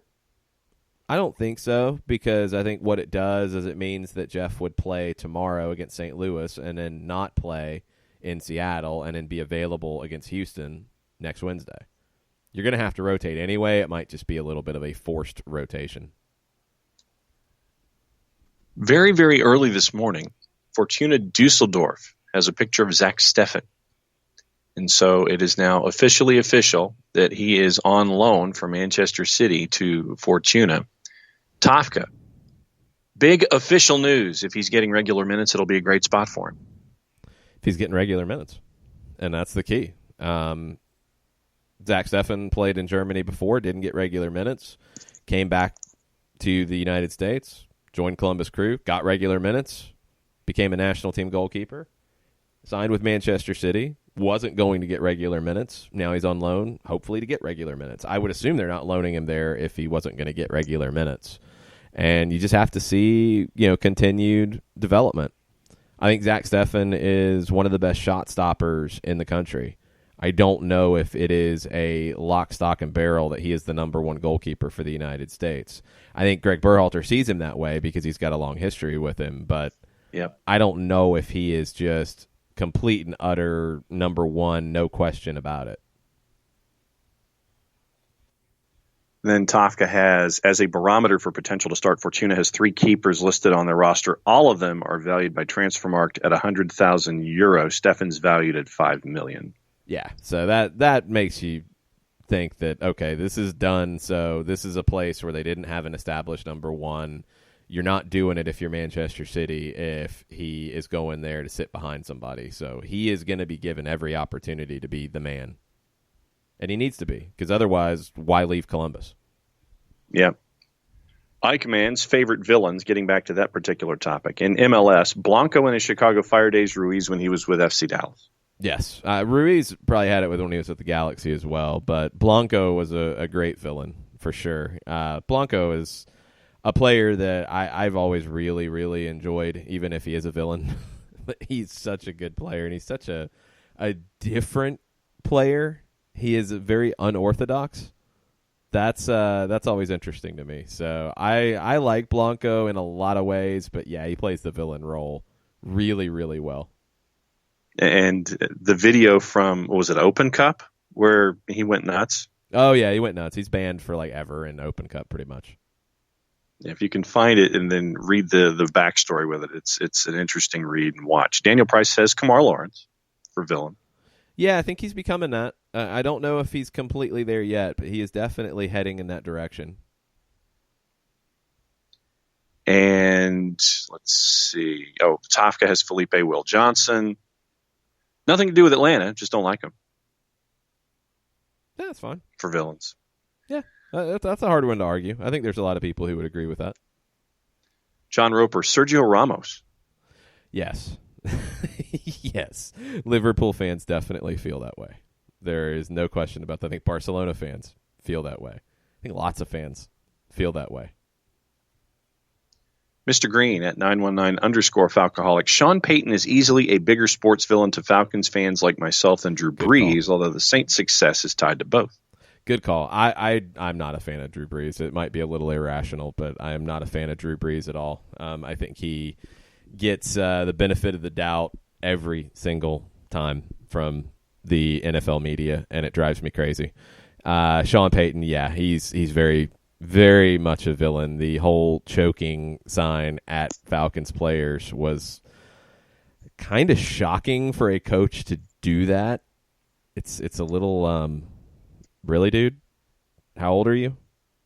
It comes across that way quite often. So, yeah, Sean Payton would be the guy for the Saints. I agree. Good call. And then, obviously, for me, it would be the U on the whole. Yeah, I always like the U. From my era. Which would give you the Blades brothers, Michael Irvin, Vinny Testaverde, all that offense, Jimmy Johnson, all that swagger. No, the U was not something that was a positive for me. Yeah, I always liked the swagger. I always liked the U. I had Miami stuff when I was a kid. Bernie Kosar. Well, Bernie, who ran faster backwards than forward. Yeah, that's all right. Katie Weaver, if we're talking MLS villains, Will Johnson, Ozzie Alonso could be in that conversation. Yes. Good call. Also, a plug for the Athletic Bash Brothers piece. Would Lenhart be on that villain list? He would be, yeah. Lenhart's a really interesting character. I liked the Bash Brothers with San Jose. They were a fun team to watch with Gordon and Wando and Lenhart. They were just They were different. That was a wild team to keep an eye on when they were in their heyday. But yeah, Linhart would be on that list for a lot of people. I think Gordon would be on that list for a lot of people. Chris Burns, can you explain team rights to a player? If DC let Assad go home after a loan and couldn't get a deal done to sign him, how did they still hold the rights? Because they still hold the rights. Yeah, I can't explain it. It's just how MLS works. MLS is not like other leagues in the world where the teams are completely independent. MLS, being a single entity, they don't want MLS teams to battle with one another and drive up prices. That was part of the way MLS was structured to make it palatable to get investment in the early days, because they didn't want to see a New York Cosmos situation where the Cosmos could outbid everybody in the old NASL for whoever they wanted, and then everybody else is dealing with an inflated price structure and having to compete. MLS, at the beginning, when they created the league, did the first single entity professional sports league. I believe it was the first period. And now you see other leagues that are startups model after it, because that's exactly what it does. Instead of having a situation where, okay, DC couldn't sign Yamil Assad, they don't have any rights to him, he's completely free at this point, and you get 5 MLS teams outbidding one another and driving the price up for Yamil Assad, they don't want to see that. Now, the risk you run is, instead of 5 MLS teams trying to get Yamil Assad and then also 5 Argentine teams trying to get him, for example, in this case, it's only one MLS team that's trying to get him and the 5 Argentine teams trying to get him, and you run the risk of him not coming to the league because you only have the one team that can go after him. That's the risk you run. But they don't want to create the competition internally for those prices to go up internally. That's why it's set up that way. So MLS is different in that regard. Like it or not, that's the way it's structured, and I think it's benefited the league as a whole over its course of history. I do think that there are things that need to be de-emphasized in the single entity world. I don't know if this is one, because I don't know if it would lead to a whole lot of changes, but it would give other teams an opportunity where they wouldn't have to then, to get Yamil Assad, have to give DC something to then get him, which does inflate the price. So is it really working in the way that they intend now that there is more spending? Maybe not. Maybe it's time to reassess it. I don't know. Because when you're starting out something as a collective, to have the individual members inside the collective chasing after the same thing and outbidding one another, it doesn't benefit the overall economics of that group when you're new and you're trying to establish some kind of stability. When you turn things into a bidding war, if you're all trying to advance something as a group, it doesn't benefit in an early stage. But I think that with the stability that's with MLS now, and with this new, if you want to consider it with 3.0, where you have owners willing to invest in players and then turn those players around and then reinvest that capital, I think it probably is something that needs to be at least looked at for an adjustment down the line, because of you having these owners who want to invest, still look out for the collective at the same time. I think it's something that you got to kind of look at a little bit. The collective is much stronger than it was in 1994, 1995, right, when the league was being created. So you also have to go back and remember, at that stage, you were 12 years on from the North American Soccer League going out of business when MLS launched.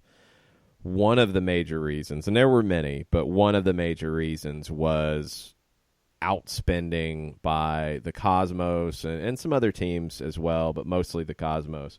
Because any player who wanted to come to the North American Soccer League in those days, any major player wanted to come to New York and wanted to play for the Cosmos. And any other good player within the league or outside the league that the Cosmos wanted, they could just give you more money.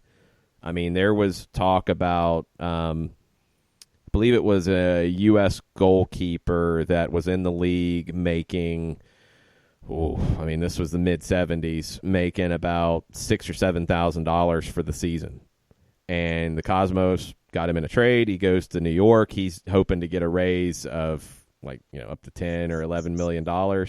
And he gets to New York, and the Cosmos put a contract in front of him that was like $45,000 for the first year and $80,000 for the second year and 2 years guaranteed. And he had brought an agent with him, all worried about it. And he's like, "Yeah, you can go home. I'm good. I got it. We're good. I'm going to sign this." So that was how crazy it was at that time. And, I mean, Johan Cruyff was going to come to play for the Cosmos, and the Cosmos were actually like, you know what? We already have enough. It'd probably be good if you go somewhere else. Went to the Aztecs, did he? Went to the Aztecs first, and he ended up in Washington. But the Cosmos were like, yeah, we don't need another star. It'd be good for the league if you went elsewhere. And there were other owners at the time who could pay that kind of money. So that's where you were coming out of. That's why MLS is a single entity. That's why you have some of the structure that you do. You're way beyond that now. So now is where you've added targeted allocation money, you've added designated players. It's time to take more steps, and maybe something like this is one that you need to look at. I don't know if it would be good or bad at this point. I don't know how many teams would truly be bidding for Yamil Asad. Not sure. His whole situation is so bizarre to me because he came here and had a good season. He wasn't getting any time at Vélez, and they didn't seem to really care where he went. They just didn't want him there. Then he didn't want to come back. He wanted to play more. He ends up in D.C. He has another good year there. Goes back to Vélez. They don't want to play him. They don't play him. They don't want to sell him. And they just let his contract run out. And now he's completely free to go wherever he wants to go. It's the most bizarre situation to me because he's a good player. I think maybe he's a little overvalued by some here. He's a very good player. I just don't know what the deal is. I would assume there would be Argentine clubs who would like to get him and you would play think him.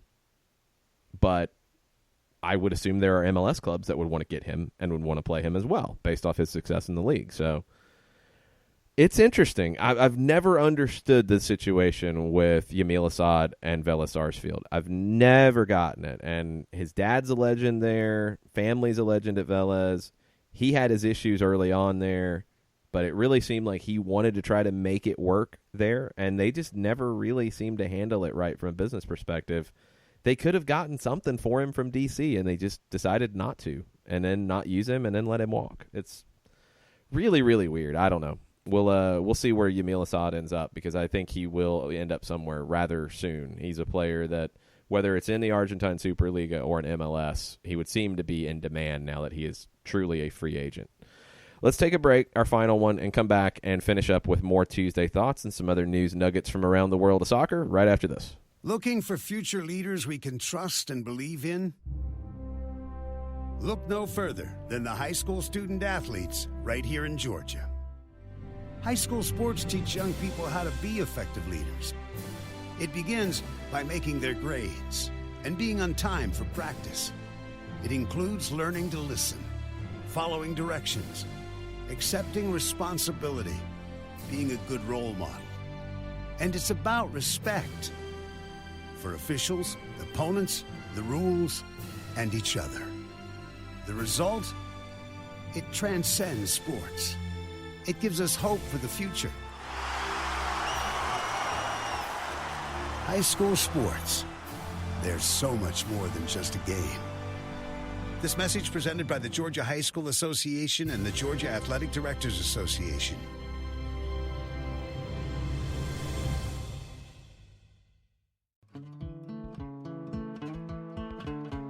Today's show is presented by Appolinsky & Associates, personal injury lawyers with over 30 years of experience, supporters of Atlanta United, Faction, and Inter-Atlanta Youth Football Club. If you've been hurt in a wreck, contact Steve today at steve@aa-legal.com or call in 24/7 at 404-377-9191. The initial consultation is free. We know that every driver is different, and a one-size policy does not fit all. That's why Country Financial offers a variety of discounts, so you get the coverage you need and the savings you deserve. From good driver to good student, multi-policy to multi-car, we've got a discount to suit every driver. Call Jason Wright at 678-568-6871 today to see what you could save. On Facebook at Jason Wright Agency or by phone at 678-568-6871. Discounts vary by state. Policies issued by Country Mutual Insurance Company, Country Preferred Insurance Company, or Country Casualty Insurance Company, Bloomington, Illinois.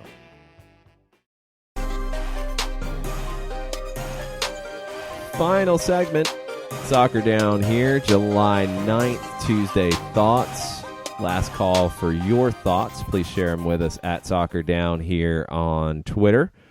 Argentine television is all over the Pity Martinez rumors. It's been pretty much around the clock with River, with Boca, not about Pity, but just about Boca moves, getting ready for the upcoming season. River moves, not just Pity.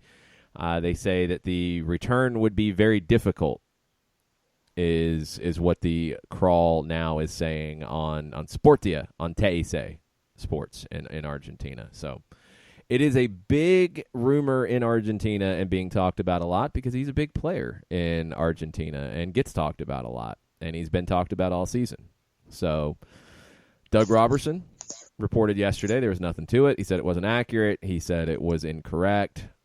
That's really all we have right now. Now, we do know that this morning, Frank DeBoer and players will be speaking to the media.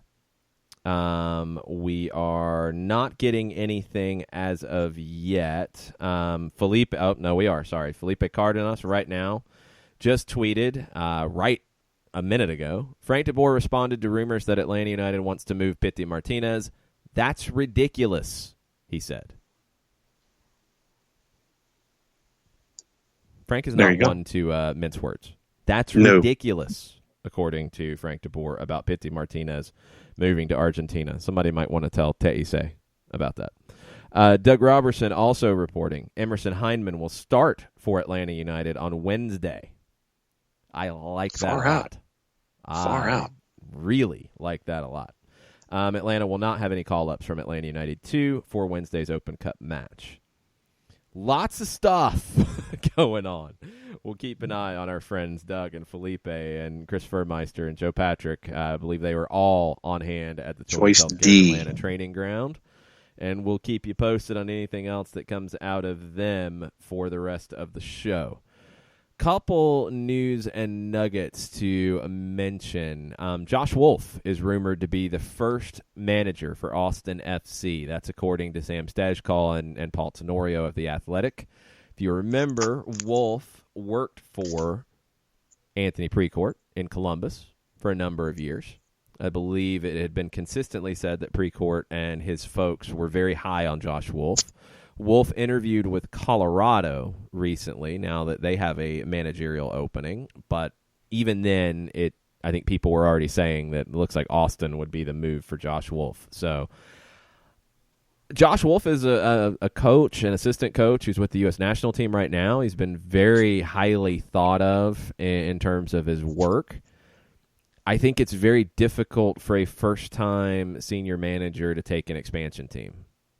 Very, very difficult, and it's a tough spot for Wolf to go into.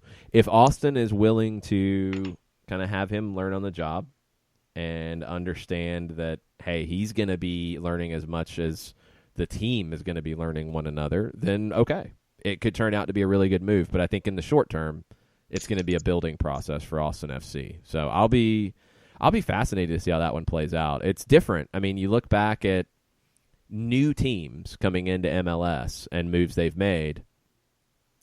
A first-time manager with a brand-new club is not one that we've seen in a while.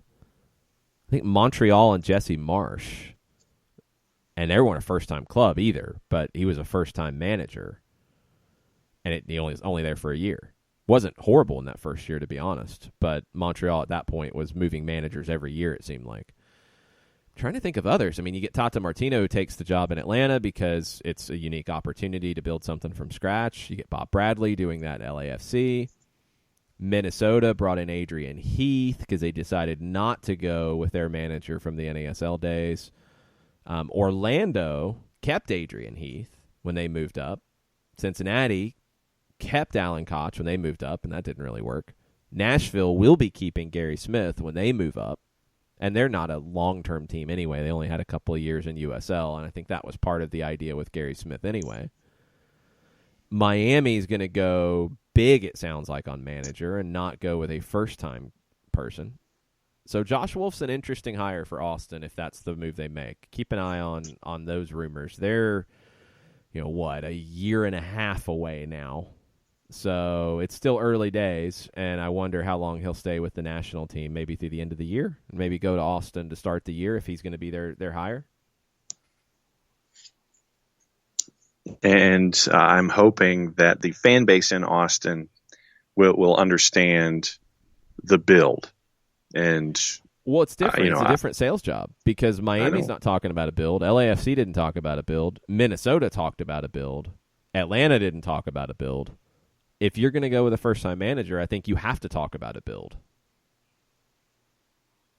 And I'm just hoping that the patience level is there as a part of the understanding with the build happening as a part of MLS and being a part of something very special. Yeah, it's how you sell it. And it's different with Austin because you're not an existing team. You don't have a long-term professional soccer history. So anything is a sell job. It's a different mindset. I think Austin would be a more patient market. They should be a more patient market, but you still have to manage it right if you're Austin FC in terms of how you sell it and how you structure it and how you explain it. I'll be curious to see how that goes down. The match, Atlanta and Red Bulls on Sunday, measured as Fox's most watched MLS telecast ever and the most watched MLS telecast on English language TV since 2004 with 1.6 million viewers. The Women's World Cup final obviously helped with that. The United States being in it obviously helped with that. That's bigger than Atlanta and Seattle last year. And I think that's the difference between a World Cup final that did not have the United States in it and a World Cup final that did have the United States in it. That just shows how much of an effect it can be. So 1.6 million, largest since 2004. Pretty good day for MLS on TV. And I think those folks were entertained by the spectacle at the Benz. Daniel Price, does Atlanta go and get anyone else besides Emerson Hyndman, and who goes? I don't know. Don't know who goes, but if you're going to go get anybody else, somebody has to go. Unless you're going to sign a homegrown player, or if you're going to sign, I think it would have to be somebody on the league minimum would be the only other way you could make it work. So those are not moves that are going to grab your attention. You'd have to clear a roster spot, so somebody would have to go, and there's really no credible thoughts at the moment, not with Frank de Boer saying that's ridiculous about Pity Martinez leaving. There's no credible reports about anybody else. There's the usual rumors that seem to pop up every few months about LGP and Boca Juniors, and wouldn't surprise me if that gets more heated in terms of rumor. Tito Villalba and San Lorenzo, I don't think San Lorenzo has the money to make a deal happen right now. Not if they're going to potentially lose out on Nacho Piatti because they don't have the money to make a deal happen. So I don't really know of anything else about players outgoing at this stage, of anything credible that's out there. And if you're going to bring in anybody major, that would have to happen. There'd have to be two moves because you don't have the roster spot. So stay tuned. I mean, you're probably looking at this point, when you look at the depth chart, Hyndman solves the problem in central midfield. I don't think you're looking for another winger because I don't know where they would go. I don't think you're looking for another forward because he'd be a true reserve, and you have Brandon Vasquez, who right now is filling that role. I don't know if you'd be looking for a left back, and I think the biggest question there would be George Bello, and how quickly are you going to get him back, and is he going to be able to contribute this year? If he is, I don't think you go get a left back. If he isn't, then maybe you think about it. But you do have left back options. Is it good enough?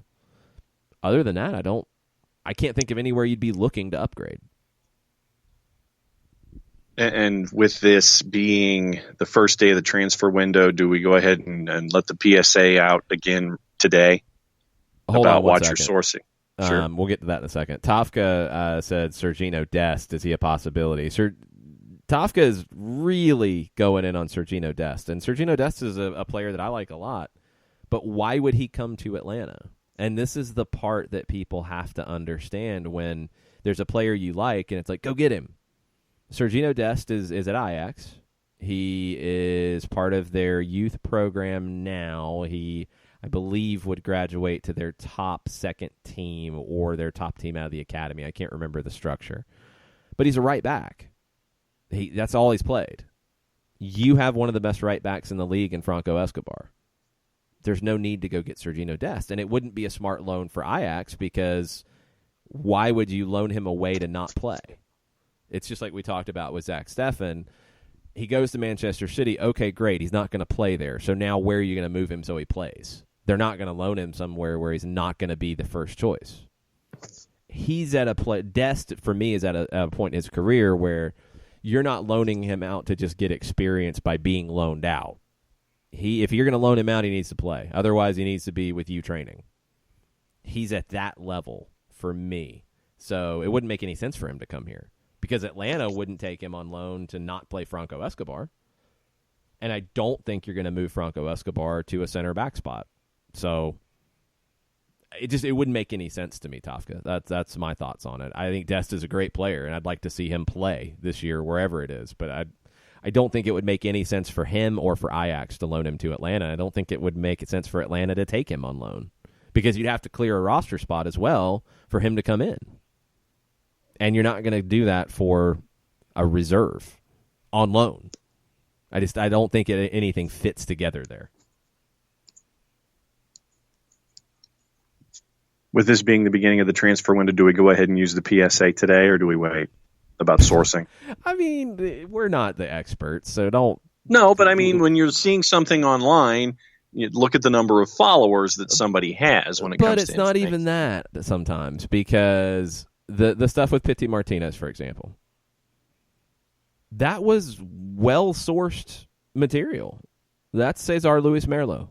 That's Teise in Argentina. These are tier 1 folks out of Argentina who were talking about this. None of them said that it was done. None of them said it was happening. It was worded in a way that did give it, some vagaries there. And people ran. Just think it would be the thing I would even say. And look, I mean, I don't want this to come off like we're all high and mighty and we know what's right and you don't and any of that. That's why I'm very careful about this. Just keep an eye on it when you see things come up and think about it when it pops up, because things are going to pop up. And yeah, do look at where it's coming from. But even that's not a guarantee that it's definitely going to happen, because as we said about previous rumors out of Argentina, you were getting rumors out of Argentina about players who were contracted to Argentine clubs, and then things happened. Well, it would make sense that you would get information from Argentina first about something that could happen, because the Argentine clubs that were involved might want that word to get out. Agents might want that word to get out. The Argentine club controls the move because they have the player. Okay. This is the other side of it. And we've had this happen with Leandro Gonzalez Pires, where it's an Atlanta player who is now being rumored to be on the move elsewhere. Well, you're not getting leaks out of Atlanta. The stuff is coming out of Argentine media, which there's no control over the move actually happening on that side. So I hope you can see the differences in the way things are popping up and the way things are coming out.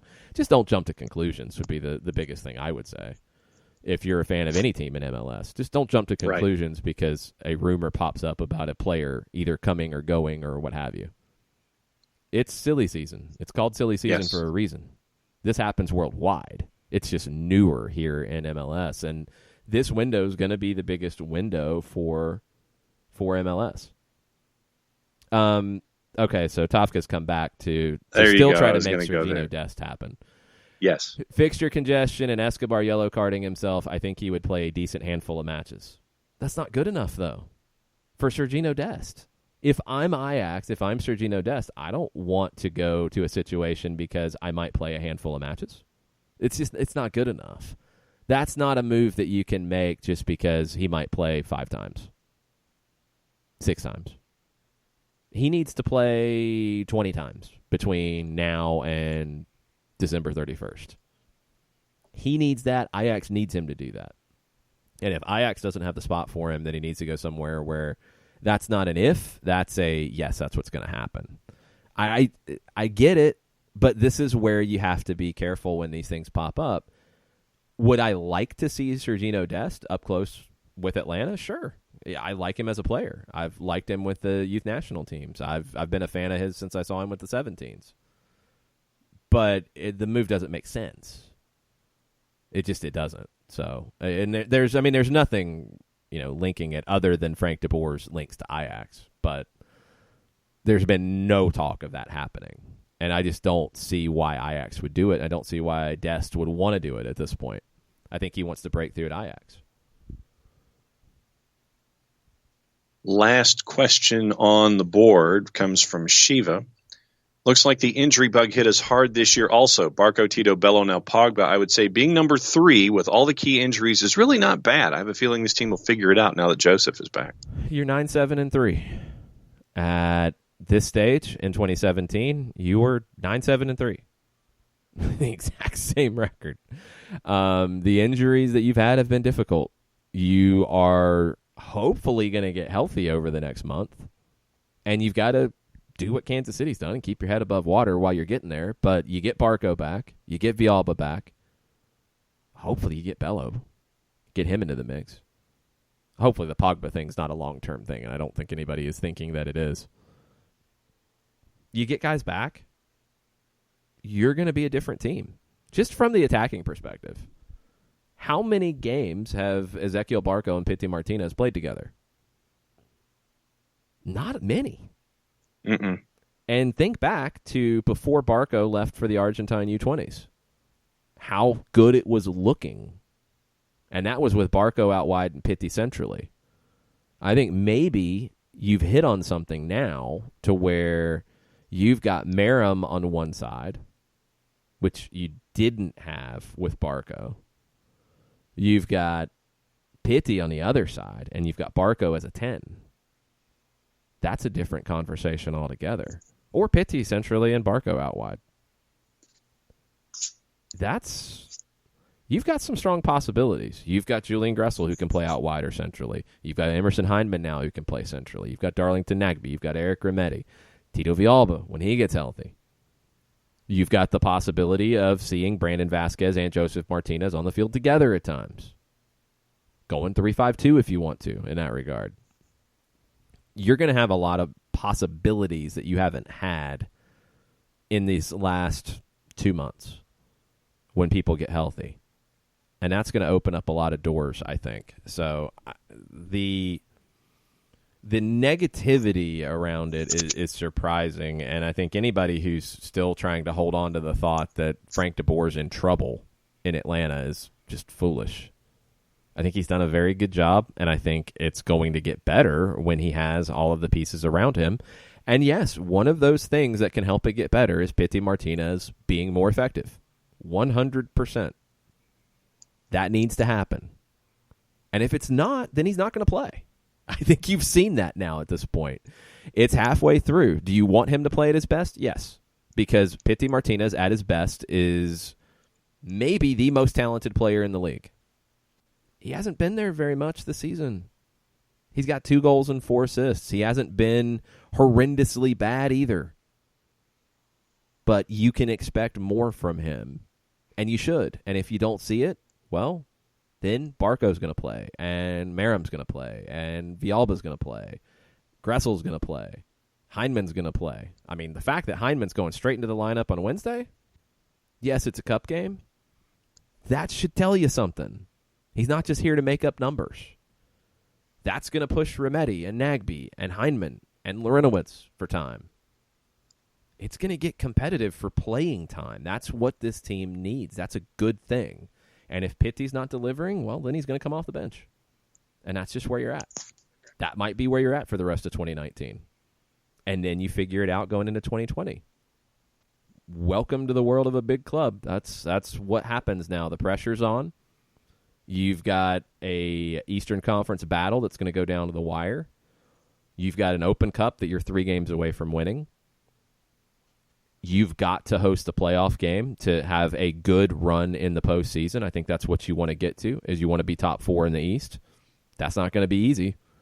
And it's going to take all of those players that we just went through to get you there. So it's going to be a fun rest of the year in Atlanta and in the rest of the league with all of the silly season stuff popping up. There's going to be a bunch of moves. We'll keep you posted on rumors and innuendo and things that go down, and we will do our best to parse through all of the chaos as best as we can going into all this. So with all that said, that's it for today. Wall Pass Wednesday tomorrow, Match Day Wednesday tomorrow as well. Atlanta and St. Louis in the quarterfinals of the Lamar Hunt U.S. Open Cup. We'll get you set for it. We will have pregame coverage from Fifth Third Bank Stadium on the Soccer Down Here platform. We will have postgame coverage as well. So if you don't have the app and you are going or not going, or going to watch it at home or watch it at a watch party, go ahead and download the app. That's the easiest way to listen to us. You can also listen on Spreaker if you have that app. You can also listen at soccerdownhere.net live, because it will be live pregame, live postgame, just like we would do on 92.9 The Game, but they don't let us. So U.S. Soccer and ESPN don't let us cover the Open Cup. We will cover it at Soccer Down Here because we're renegades. We are renegades. One more thing before we go. Yes. Soccer in the Streets, Champions League Tournament, Saturday, July 13th, beginning at noon, Silverbacks Park. Yes, that is the reschedule from, it was originally going to be at the Children's Healthcare of Atlanta training ground, and rain moved it. So it will be at Silverbacks Park on Saturday. I think they are looking for players because with the date change, some people who committed to play can't play.